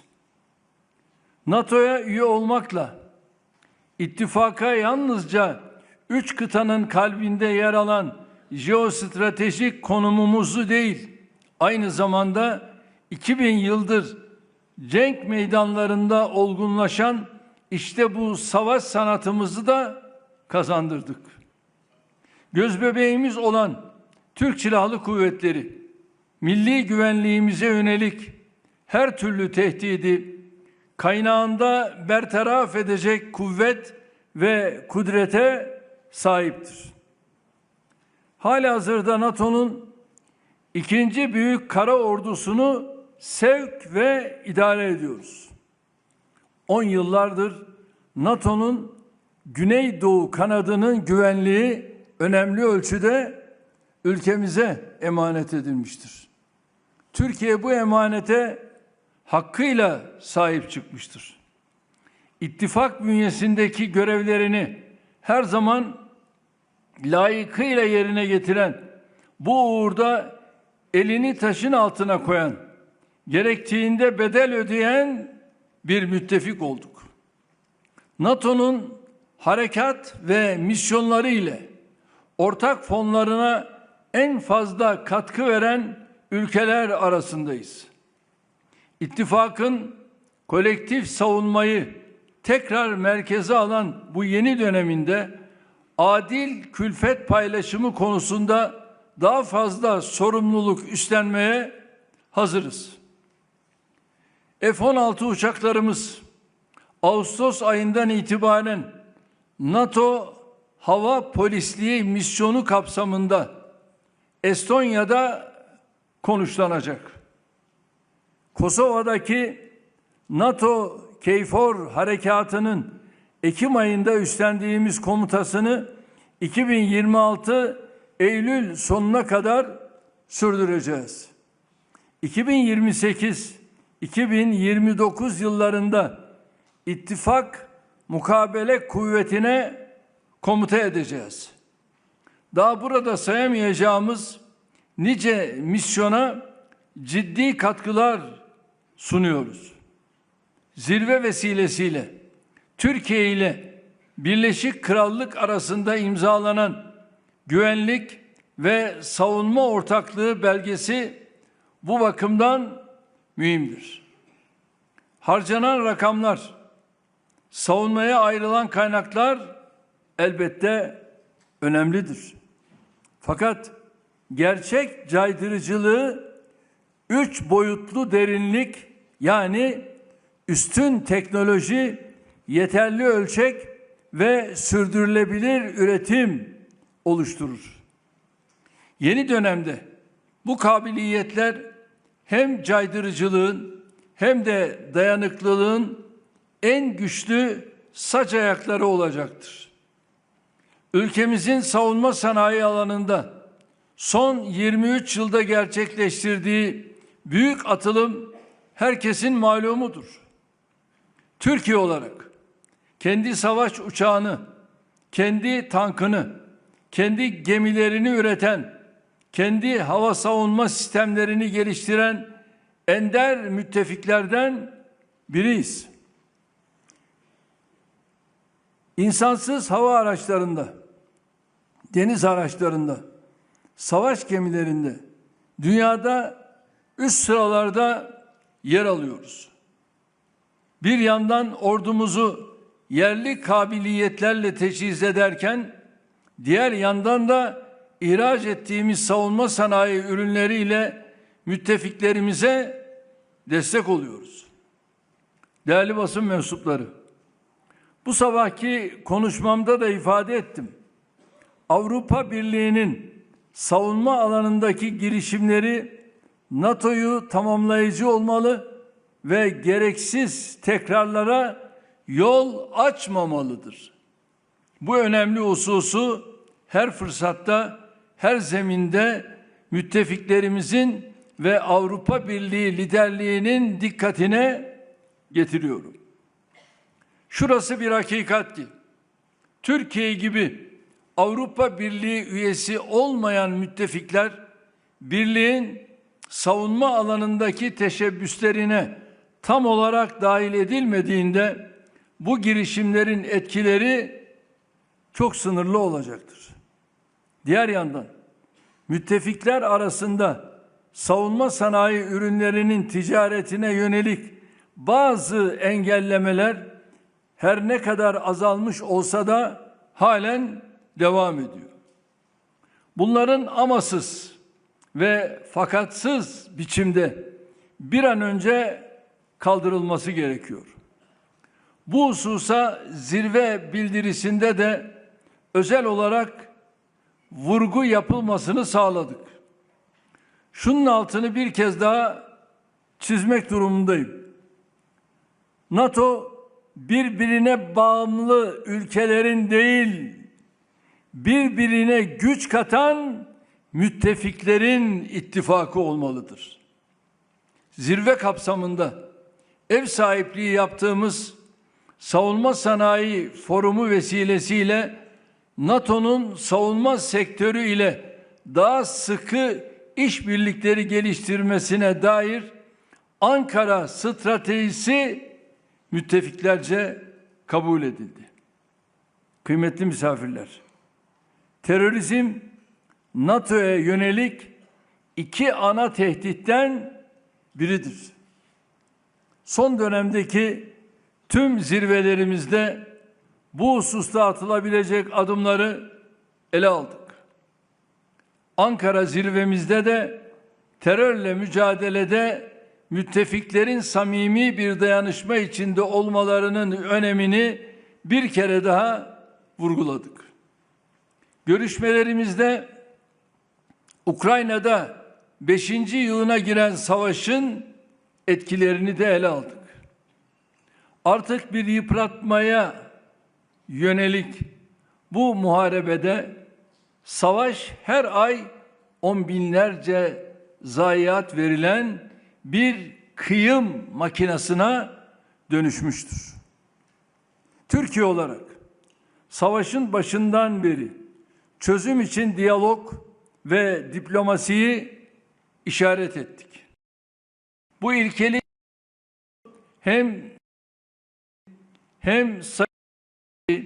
hem de bu sabah belirttiğim üzere müttefiklerimiz çok iyi biliyor. Bugün bir kez daha şu çağrıyı yapmak istiyorum. Adil bir barışın kaybedeni olmaz. Tarafları Türkiye'de yeniden bir araya getirmeye hazır olduğumuzu tekrar ifade ediyorum. Bugün ayrıca Orta Doğu'da yaşanan güncel gelişmeleri de değerlendirdik. Bizim de her aşamasına destek verdiğimiz İslamabad mutabakatını büyük bir memnuniyetle karşıladık. Müzakere sürecinin zorluklarının elbette farkındayız. Burada önemli olan çözüm iradesinin mutlaka korunmasıdır. Gel gitler yaşansa dahi neticede aklı selimin galip geleceğine inanıyorum. Dünyanın beklentisi de barışa fırsat tanınmasıdır. Şu gerçeği burada dikkatinize getirmekte fayda görüyorum. Bir tarafta barış umutları yeşermekteyken öte tarafta 2 Mart'tan bu yana 5000'e yakın insanın hayatını kaybettiği Lübnan'a yönelik saldırılar halen durmuyor. İnsanlar göçe zorlanıyor. Şehirler yıkılıyor. Lübnan toprakları adım adım gasp ediliyor. Aynı şekilde çoğu çocuk ve kadın 73.000 masumun katledildiği Gazze'de işgal ve zulüm hız kesmeden sürüyor. Kendi güvenliğini bölgenin istikrarsızlık içinde olmasında görenler en küçük bir barış ışıltısını bile söndürmeye çalışıyor. Bu savaş bağımlısı zihniyete prim verilmemesi gerektiğini altını bir kez daha çiziyorum. Bölgemizin şu anda ne yeni bir gerilime ne yeni bir çatışmaya tahammülü var. Tam tersine insanlık olarak hava gibi, su gibi hepimiz barışa, huzura, istikrara ihtiyaç duyuyoruz. Değerli basın mensupları, ülkemize ayrıca resmi ziyaret gerçekleştiren Sayın Trump başta olmak üzere liderlerle ikili ve bölgesel meselelere ilişkin görüş alışverişinde bulunduk. Zirve marjında Bulgaristan, Kanada, Finlandiya, Fransa, İtalya, Almanya, Birleşik Krallık liderleriyle de görüşmeler gerçekleştirdik. Suriye Cumhurbaşkanı Sayın Şara da Ankara'daydı. Bu akşam Avrupa Birliği liderliğiyle çalışma yemeğinde bir araya geleceğiz. Yarın da Karadağ, Slovakya ve Arnavutluk liderlerini ağırlayacağız. Malumunuz önümüzdeki yıl Türkiye'nin NATO üyeliğinin 75. yıl dönümünü, bu anlamlı yıl dönümünün arefesinde Ankara'da NATO zirvesine ev sahipliği yapmaktan duyduğum memnuniyeti bir kez daha vurgulamak istiyorum. Zirve hazırlıkları bağlamında yakın işbirliği içinde olduğumuz NATO Genel Sekreteri Sayın Rutte ve ekibiyle zirvemizin başarıyla icra edilmesi için günlerdir büyük bir özveriyle çalışan görevlilerimizi tebrik ediyorum. Türkiye'nin büyüklüğünü, Türk milletinin misafirperverliğini dünyaya bir kez daha gösteren tüm Ankaralı kardeşlerime en kalbi şükranlarımı sunuyorum. İnşallah 2026 yılı bitmeden 2 büyük zirveye daha ev sahipliği yapacağız. 29-30 Ekim tarihlerinde Türk Devletleri Teşkilatımızın 13. Liderler Zirvesini yine burada, başkentimiz Ankara'da gerçekleştireceğiz. Hemen ardından 9-20 Kasım sırası arasında COP31 iklim zirvesini Antalya'da tertipleyeceğiz. Bu düşüncelerle Ankara zirvemizin hayırlara vesile olmasını diliyor. Dünyanın dört bir yanından gelen siz basın mensuplarına ilginiz için teşekkür ediyor. Şimdi sözü sizlere bırakıyorum.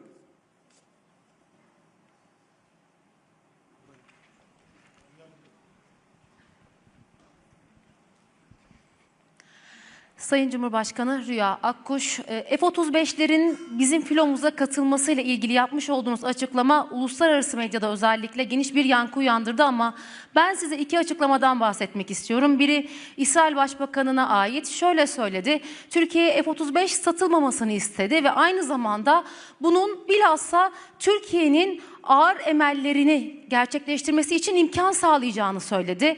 Bu da değil sadece. Bir diğer açıklamada bizim NATO müttefikimizden geldi. Mitsotakis bir açıklama yaptı. Yine aynı şekilde F-35'lerin satılmasını istemediğini belirterek bir yandan da şunu söyledi: devam eden karasuları tartışması üzerinden ülkemiz Türkiye tarafından ağır savaş tehdidi altındadır dedi. Her iki açıklamayı nasıl değerlendiriyorsunuz ve bu diplomatik çıkış açısından bakacak olursak F-35 sürecini sizce bir sıkıntıya sokar mı? Teşekkürler. Her iki açıklamanın da benim dünyamda yeri yok. Zira Netanyahu'nun hangi sularda yüzdüğü belli. Mitsotakis'in böyle bir yanlışa düşmemesi gerekirdi. Zira biz Sayın Mitsotakis'in Yunanistan için almış olduğu savunma araçlarına niçin bunları aldın veya niçin bunları alıyorsun diye bir düşünce bugüne kadar serdettik mi? Hayır. Halbuki bizim kapı komşumuz. Bu tür şeyleri söyleme imkanımız da olabilirdi. Ama gerek yok. Alabilir de, satabilir de. Türkiye ise şu anda bunları zaten üretiyor. Üretmenin yanında da tabii ki alma hakkına da sahiptir. Ve bizler de bunun görüşmelerini dünyanın değişik ülkeleriyle yapıyoruz. Adımlarımızı da buna göre atıyoruz.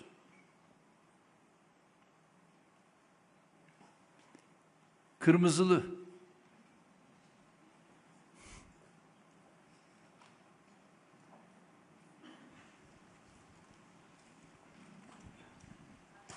Teşekkürler Hümeyra Pamuk, Reuters. Efendim 2 sorum olacak size. Trump ilk günlerde sizinle görüşmesinde F-35 ile ilgili olumlu bir takım sinyaller verdi. Ancak az önce basın toplantısında henüz tamamen kararımı vermedim dedi. Size ne söyledi F-35 ile ilgili? İkinci sorum da Türkiye'nin F-35 alabilmesi için Amerikan yasasında S-400'lerin sahipliğinde olmaması gerekiyor diye bir ifade var. Türkiye bu yasanın bu gereğini yerine getirmek için S-400'leri ne yapacak? Rusya'ya geri mi verecek? Başka bir ülkeye mi konuşlandıracak? Çok teşekkürler. Ben teşekkür ediyorum. Bizi izlemeye devam edin.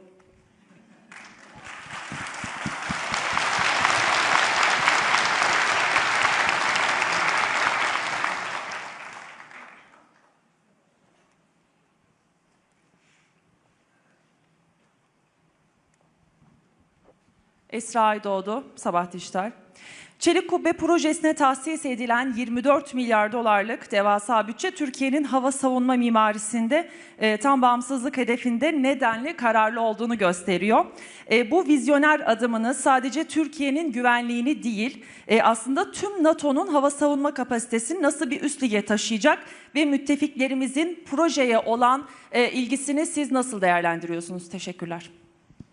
Çelik Kubbe projesi aynı zamanda NATO'nun bulunduğumuz bölgelerdeki en güçlü bir bilek güreşidir. Bütün adımlarımızı attık ve Çelik Kubbe'de de şu anda Türkiye biliyorsunuz her geçen gün mesafe alıyor. Nitekim bunların da zaman zaman sergilenmesini de yaptık, yapıyoruz ve yapacağız. Birilerinin elinde farklı kubbeler varsa bizde de çelik kubbe var.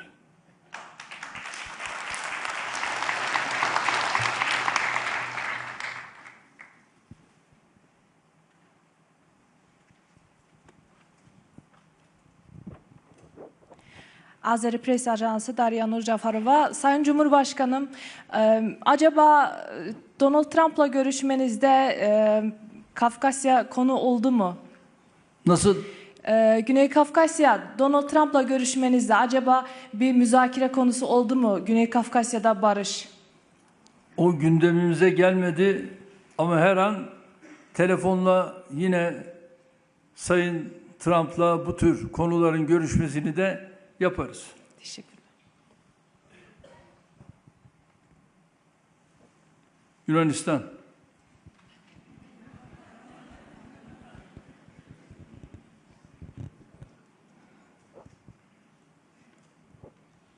Görüyorsun, gözlerinden tanırız. Sağ olun Sayın Başkanım. Sayın Cumhurbaşkanım, Sayın Mitsotakis yaklaşık 2 saat önce A Haber'e bir mülakatta bulunduk bu açıklamalardan sonra. Deniz yetki alanları meselesini çözmemiz gerekiyor Türkiye'de dedi. Olumlu mesajlar da verdi. Yapıcı ve verimli bir dönemden geçiyoruz. Siz az önce NATO'nun 75. yılından bahsettiniz. Sağlam temelleri atıldığını bahsettiniz. Yunanistan'la Türkiye 2 NATO üyesi ülke. Siz yıllardır Türkiye yönetiyorsunuz. Mitsotakis 7 yıldır. Görüştünüz, birçok kez burada da görüştünüz.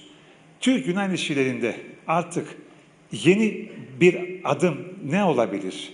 Artık bu, sürekli var olan sorunlar var 50 yıldır. Siz çok kez uğraştınız. Bir sonuca henüz ulaşılamadı. Sadece sakin sular söz konusu. Sorun bu. Bir de ikinci sorum. Sayın Trump'la ruhban okulu meselesi gündeme geldi mi? Bu konuda bir adım atmayı planlıyor musunuz? Teşekkür ederim. Hayır, gündeme gelmedi. Ancak Mitsotakis'le özellikle Ege Denizi sorunlarını çözme konusundaki düşünceyi ben de aynen paylaşıyorum. İnşallah birinci derecede Dışişleri Bakanlarımız, daha sonra gerekirse biz de masaya oturur ve bu konuyu görüşürüz. Ama şunu açık ve net söyleyeyim ki o suların sorununu çözmek birinci derecede liderlerin görevidir. Bu konuda aynı düşünceyi ben de paylaşıyorum.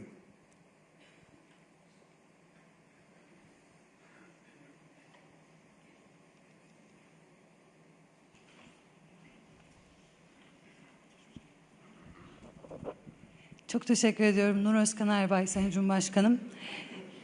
Kaptı. Özür dilerim. Kalkmış bulundum. Evet. Efendim, şahsınızla müsemma hale gelmiş Türkiye'nin barış inşacısı ve dünyada istisnai bir arabuluculuğu mevcut ve bu sizin lider diplomasiniz sayesinde gerçekleşiyor ve Sayın Trump başta olmak üzere NATO ve Avrupa, ABD ve NATO arasındaki ihtilaflı alanlarda dahi sizin olduğunuz mecralarda olmak istediğini ifade ediyor her biri.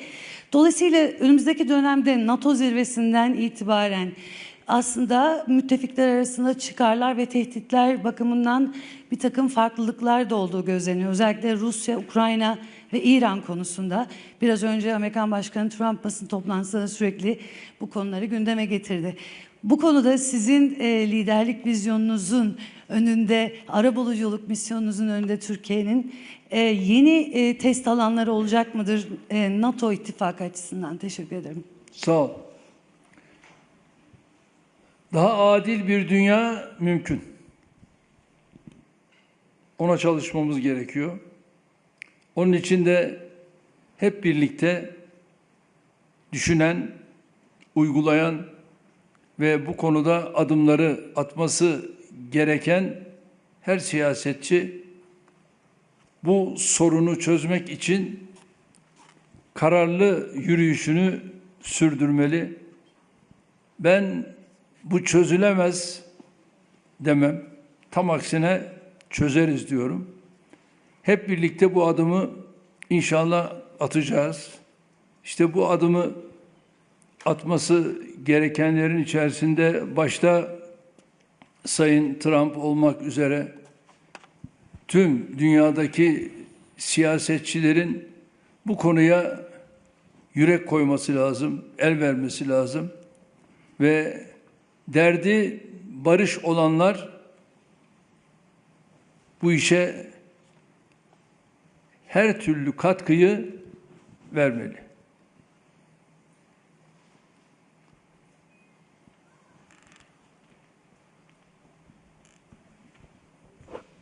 A Haber Televizyon kanalından Hatice Kübra Bal.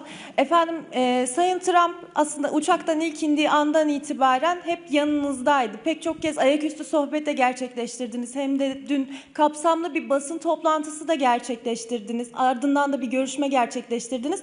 Peki masada hangi başlıklar vardı? Kapsamlı bir şekilde hangi konular, hangi dosyalar ele alındı? Bir de zirve marjında görüşmeler de gerçekleştirdiniz. Size geri dönüşler oldu mu? Ankara zirvesini nasıl bulmuşlar liderler?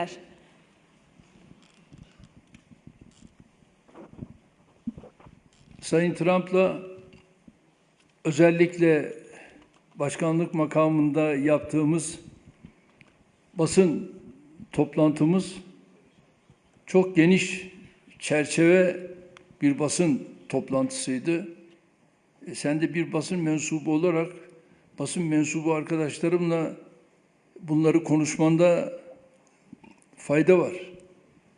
Ne konuştular, ne yaptılar. Ama gerek Sayın Trump, gerekse şahsım bu sorular karşısında gerekli olan her türlü cevabı verdik. Ama çok verimli bir toplantı oldu ve Sayın Trump da o basın toplantısından çıktığımızda çok mutlu çıktı.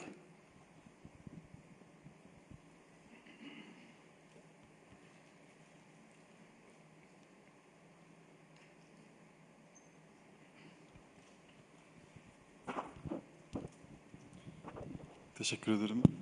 Batı Kanaltaş, Milliyet.com.tr. Türkiye'nin İHA SİHA teknolojilerindeki tecrübesini aktarmak üzere NATO'ya akredite etmeyi planladığı insansız sistemlere karşı koyma mükemmeliyet merkezi teklifi müttefikler tarafından nasıl karşılandı? Bu merkezin özellikle Karadeniz ve Ege'deki deniz hava dronu tehditlerine karşı ittifakın stratejisini nasıl şekillendirmesi öngörülüyor?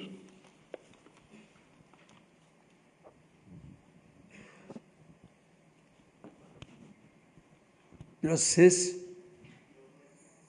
sıkıntılı geldi. Türkiye'nin İHA SİHA teknolojilerindeki tecrübesini aktarmak üzere NATO'ya akredite etmeyi planladığı insansız sistemlere karşı koyma mükemmelliyet merkezi teklifi müttefikler tarafından nasıl karşılandı? Tabii bunu şu anda bu mükemmeliyet merkezleriyle ilgili çalışmaların içinde olanlar gerekli cevabı gerekli zamanlarda veriyorlar.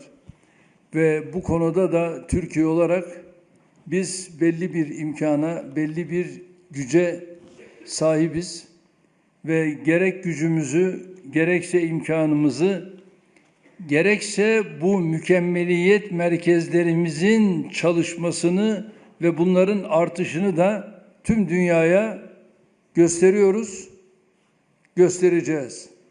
Bunun için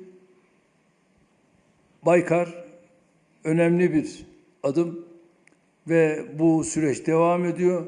Çok ciddi dünyadan siparişler alıyorlar, almaya devam ediyorlar.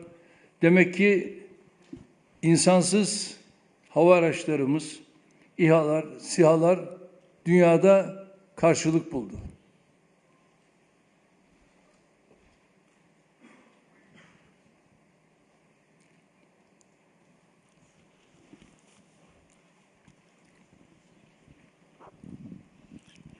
Çağla Çınar, TRT World. Sayın Cumhurbaşkanı, Amerikan Başkanı Donald Trump'ın ülkemizde gerçekleştirdiği bu kritik ziyaretin ardından iki ülke ilişkilerinde yeni bir sayfanın açılması bekleniyor.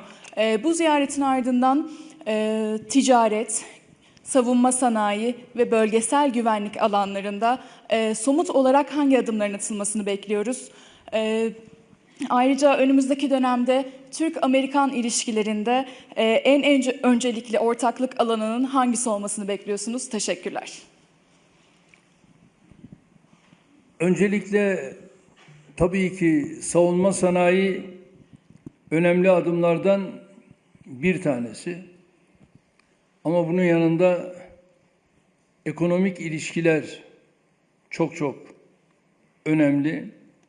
Bu ekonomik ilişkilerimizi Amerika ile geliştirmek ülkemizin ciddi manada menfaatinedir.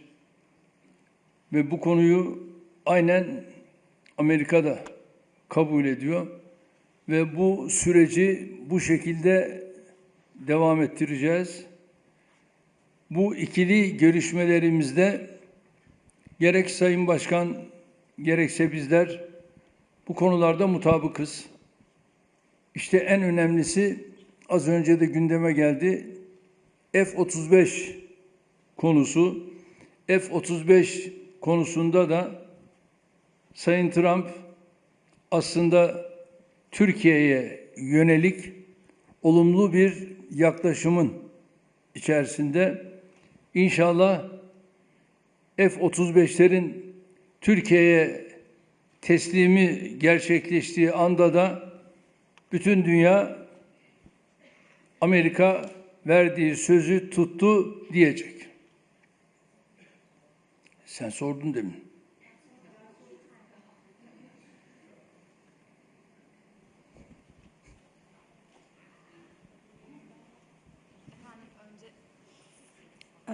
Ben sanırım. Fadime Özkan, Star Gazetesi. Sayın Cumhurbaşkanım, Türkiye NATO'ya ikinci kez ev sahipliği yapıyor. 2004'te sizin iktidarınızın ikinci yılında İstanbul'da bir zirve yapılmıştı. Şimdi 2026'da Ankara'da, başkentte ağırladınız NATO müttefiklerini. Benim sorum şu, bir hafta sonra biliyorsunuz 15 Temmuz'un yıl dönümü, 10. yılını anacağız.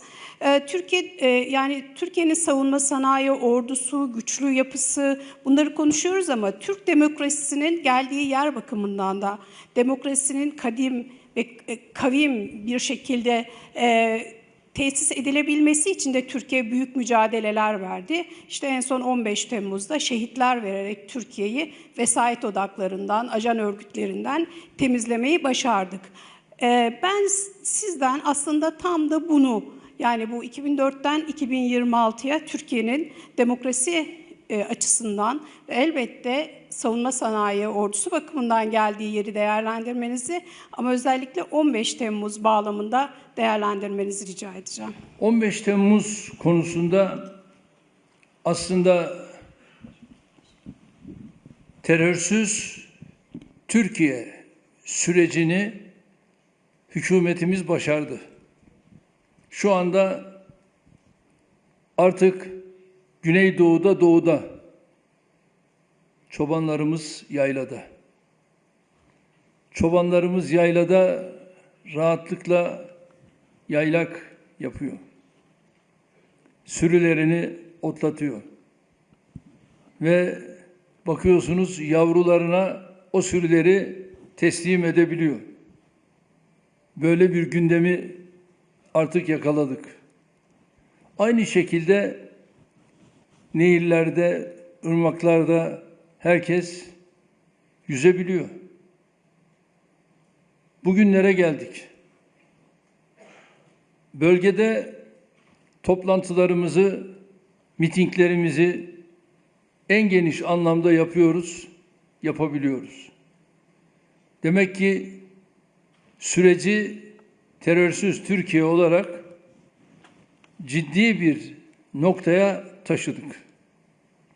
Şimdi bizler de örneğin partim bütün ekibiyle bölgede mitinglerini yapıyor. Mitinglerimizi yapıyoruz. Ve bu güzelliklere kavuşturan Allah'a hamdolsun diyorum.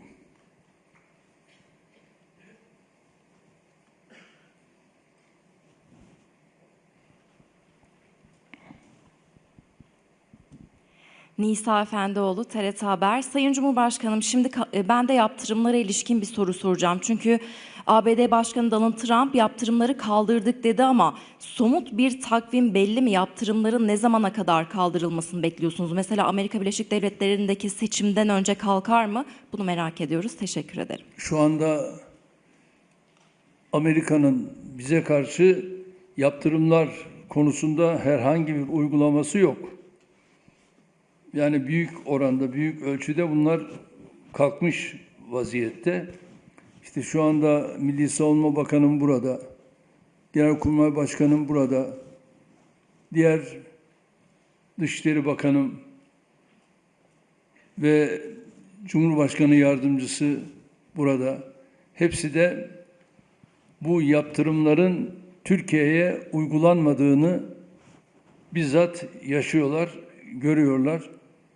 Böyle bir sıkıntımız yok. Herhangi bir sıkıntı anında da Sayın Trump sağ olsun aradığımız zaman 24 saat içerisinde bize döner. Ve 24 saat içerisinde de gerekli olan cevabı alırız. Sağ ol.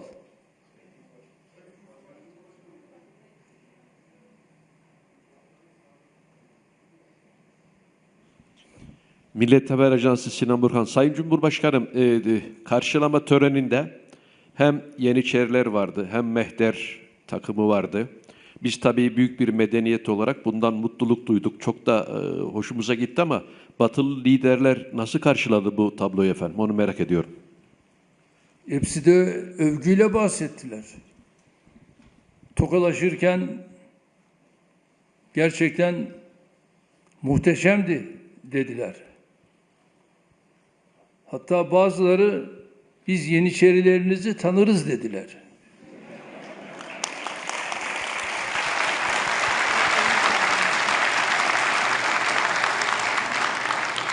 Güzel değil mi?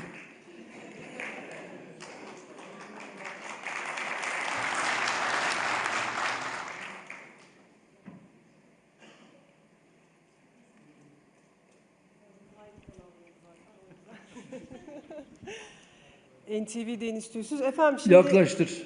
NTV'den Deniz Tüysüz. Efendim NATO zirvesinin başladığı, yani dün akşam başladı ama bu sabah saatlerinde de bir gelişme oldu İran açısından ve Amerika Birleşik Devletleri Başkanı Sayın Trump burada yaptığı bir basın açıklamasında, basına yönelik yaptığı bir açıklamada bence ateşkes bitti dedi.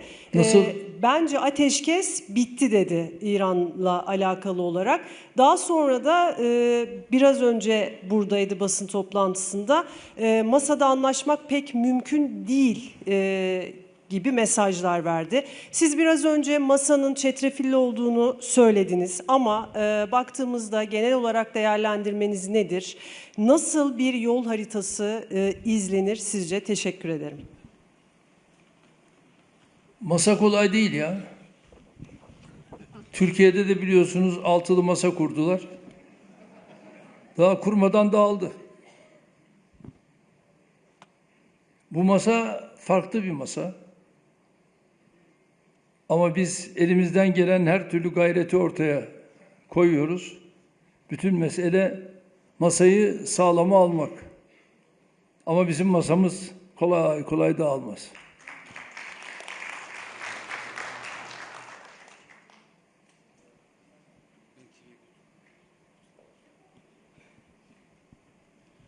Ahmet Örsoğlu, NTV. Yerli savaş uçağı K'nın üretimi devam ediyor ama belirli bir süre uçakların sağlıklı uçabilmesi için anladığımız kadarıyla F-110 motorlarına, yani Amerika Birleşik Devletleri'nden tedarik edilmek istenen motorlara ihtiyacı var gibi. Kaanlarla ilgili mi? Kaanlarla ilgili, evet efendim. Bu motorların satışı acaba gündeme geldi mi? Amerika Birleşik Devletleri Türkiye'ye bu motorları satacak mı? Teşekkür ederim. Bu motorlarla ilgili konuyu ben Sayın Trump'la daha önce görüştüm. Kendileri olumlu bir yaklaşım sergilediler. İnşallah bir sıkıntı olmayacak.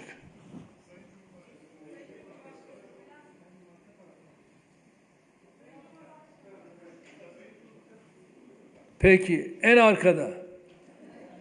Tamam.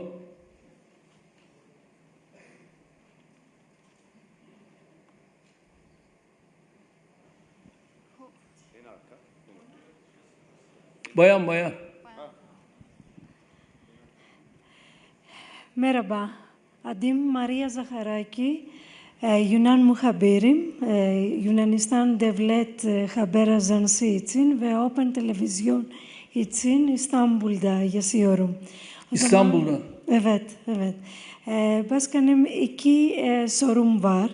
İlk önce biliyorsunuz bugün Κυριάκος Μητσοτάκης Yunanistan Başbakanı Ege Denizi'nde Türkiye'den kaynaklanan casus belli ve savaş tehdidine değindi.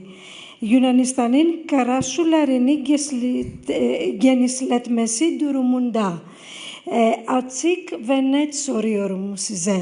Sizin için bir savaş sebebi mi? Bu ilk sorum. Ve ikinci sorum aynı zamanda mavi vatan ile ilgili yeni bir yasa hazırlıyorsunuz. Bu yasa ne zaman meclise sunulacak? Neyle ilgili? Mavi vatan ile evet bir yasa hazırlıyorsunuz. Bildiğimiz kadarıyla o zaman bu kanun, bu yasa ne zaman meclise sunulacak? Teşekkür ederim. Sağ ol. Bu casus belli konusunu benim milletimin tamamına yakını bilmez. Ne olduğunu sorsan bilmez. Dolayısıyla bunlarla bence hiç milletimizi oyalamaya da gerek yok. Ve bizler de bu konuyu zaten Yunanlı dostlarımıza diyoruz ki bunlarla ne Yunan vatandaşını ne de bizim vatandaşımızı meşgul etmeyelim. Gelin oturalım, konuşalım, işi bitirelim. Bizim adımımız bu. Ve bu konu her zaman masaya geldiğinde kendilerine bunu söylüyoruz ve yolumuza da bu şekilde devam ediyoruz. Bu casus belli de bu konulardan bir tanesi.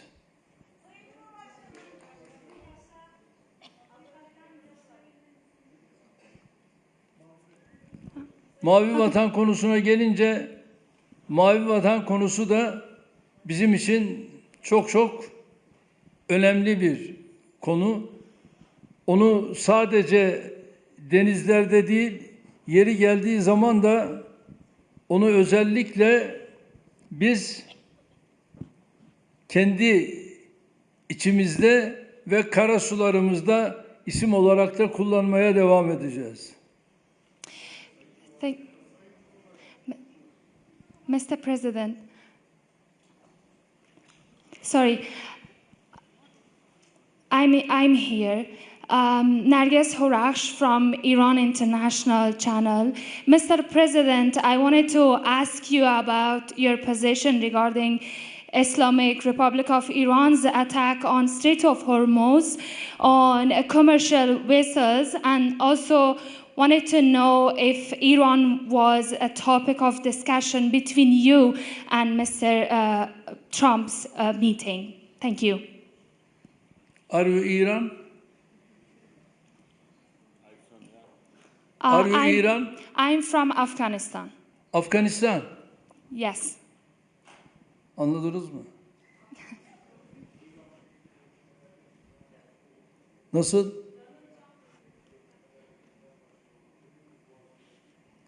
Hürmüz Boğazı konusunda da bizler özellikle tabii Türkiye olarak elimizden gelen her şeyi yapıyoruz, yapacağız ve Hürmüz Boğazı'nın da bir savaş gölüne dönüşmesini istemiyoruz. Bunu başarabilirsek ne mutlu bize.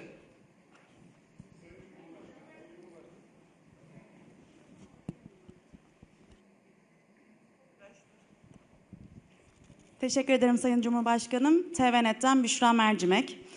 Az önce Mark Rutte bir konuşma yaptı ve Rusya-Ukrayna savaşının anlamsız, hatta delilik olduğunu söyledi. Kim? Mark Rutte, NATO Genel Sekreteri. Ancak ben şunu merak ediyorum. NATO'nun birleştirici gücüne inanıyorum. Barıştan yanayız dedi. NATO zirvesinde Gazze ve İsrail konusuna değinildi mi? Bu konuda neler söylemek istersiniz? Yani içeride olmadığım sıralarda değinmişse bilmiyorum ama Gazze konusunu ısrarla ben işledim. Üzerinde durdum ve Gazze'yi bir Orta Doğu felaketi olarak görüyoruz. İnşallah bunu da bir an önce sulh-ü sükûna kavuşturmamız lazım.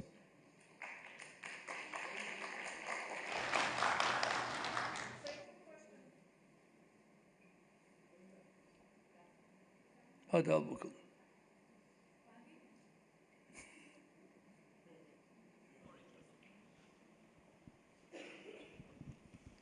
Teşekkür ederim Sayın Cumhurbaşkanım. Emine Kaplan, TRT Kürdi. Sayın Cumhurbaşkanım, zirve kapsamında çok önemli görüşmeler gerçekleştirdiniz.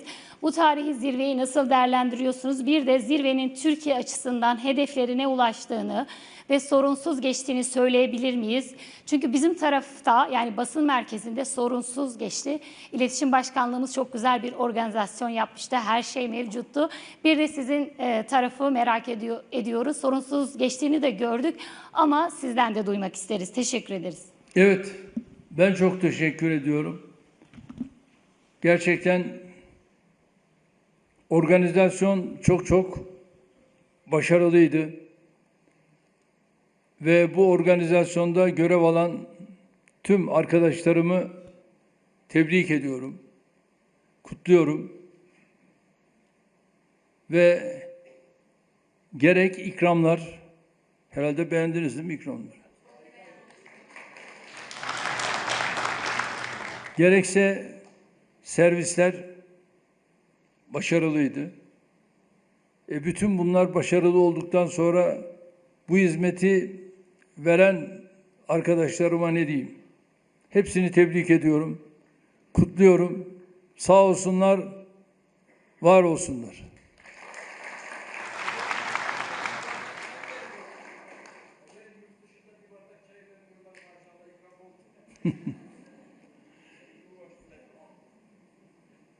Artık kifayeti müzakere diyecek miyiz?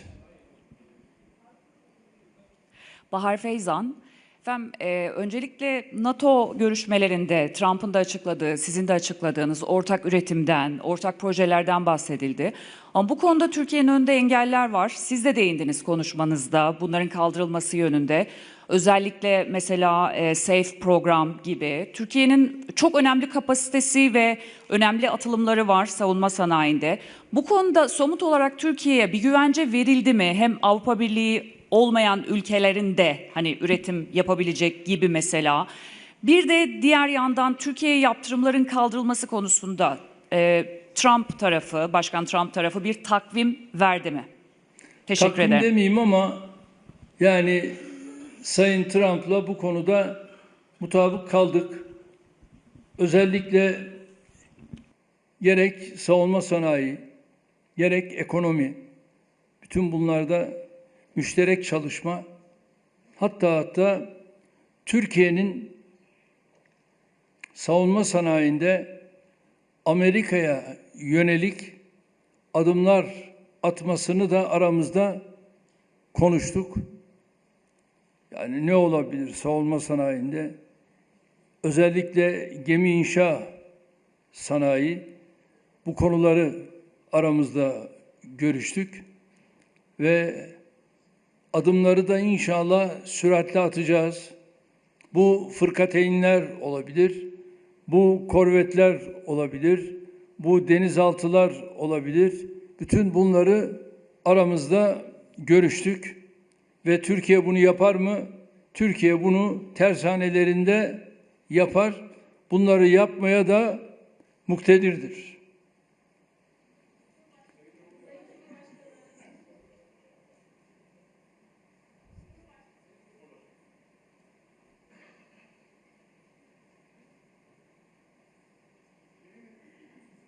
Sağ olun. Murat Yetkin Report'tan. Efendim, arkadaşımın sorusuna biraz açarak devam ettireceğim. Bu akşam Avrupa Birliği liderleriyle yeniden bir araya geleceksiniz.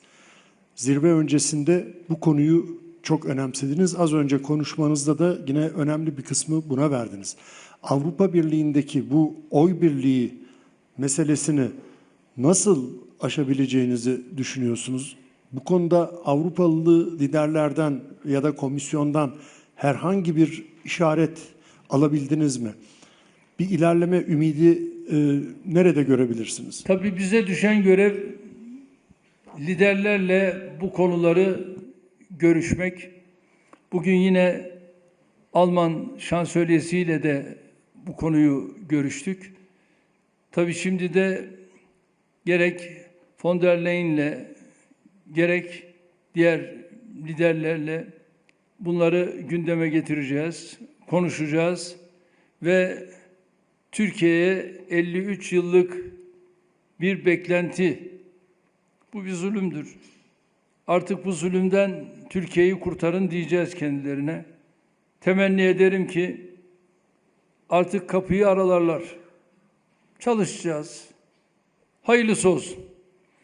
Kifayeti müzakere diyebilir miyiz? Sağ olun, var olun. Hayırlı akşamlar, hayırlı hafta sonları diliyorum.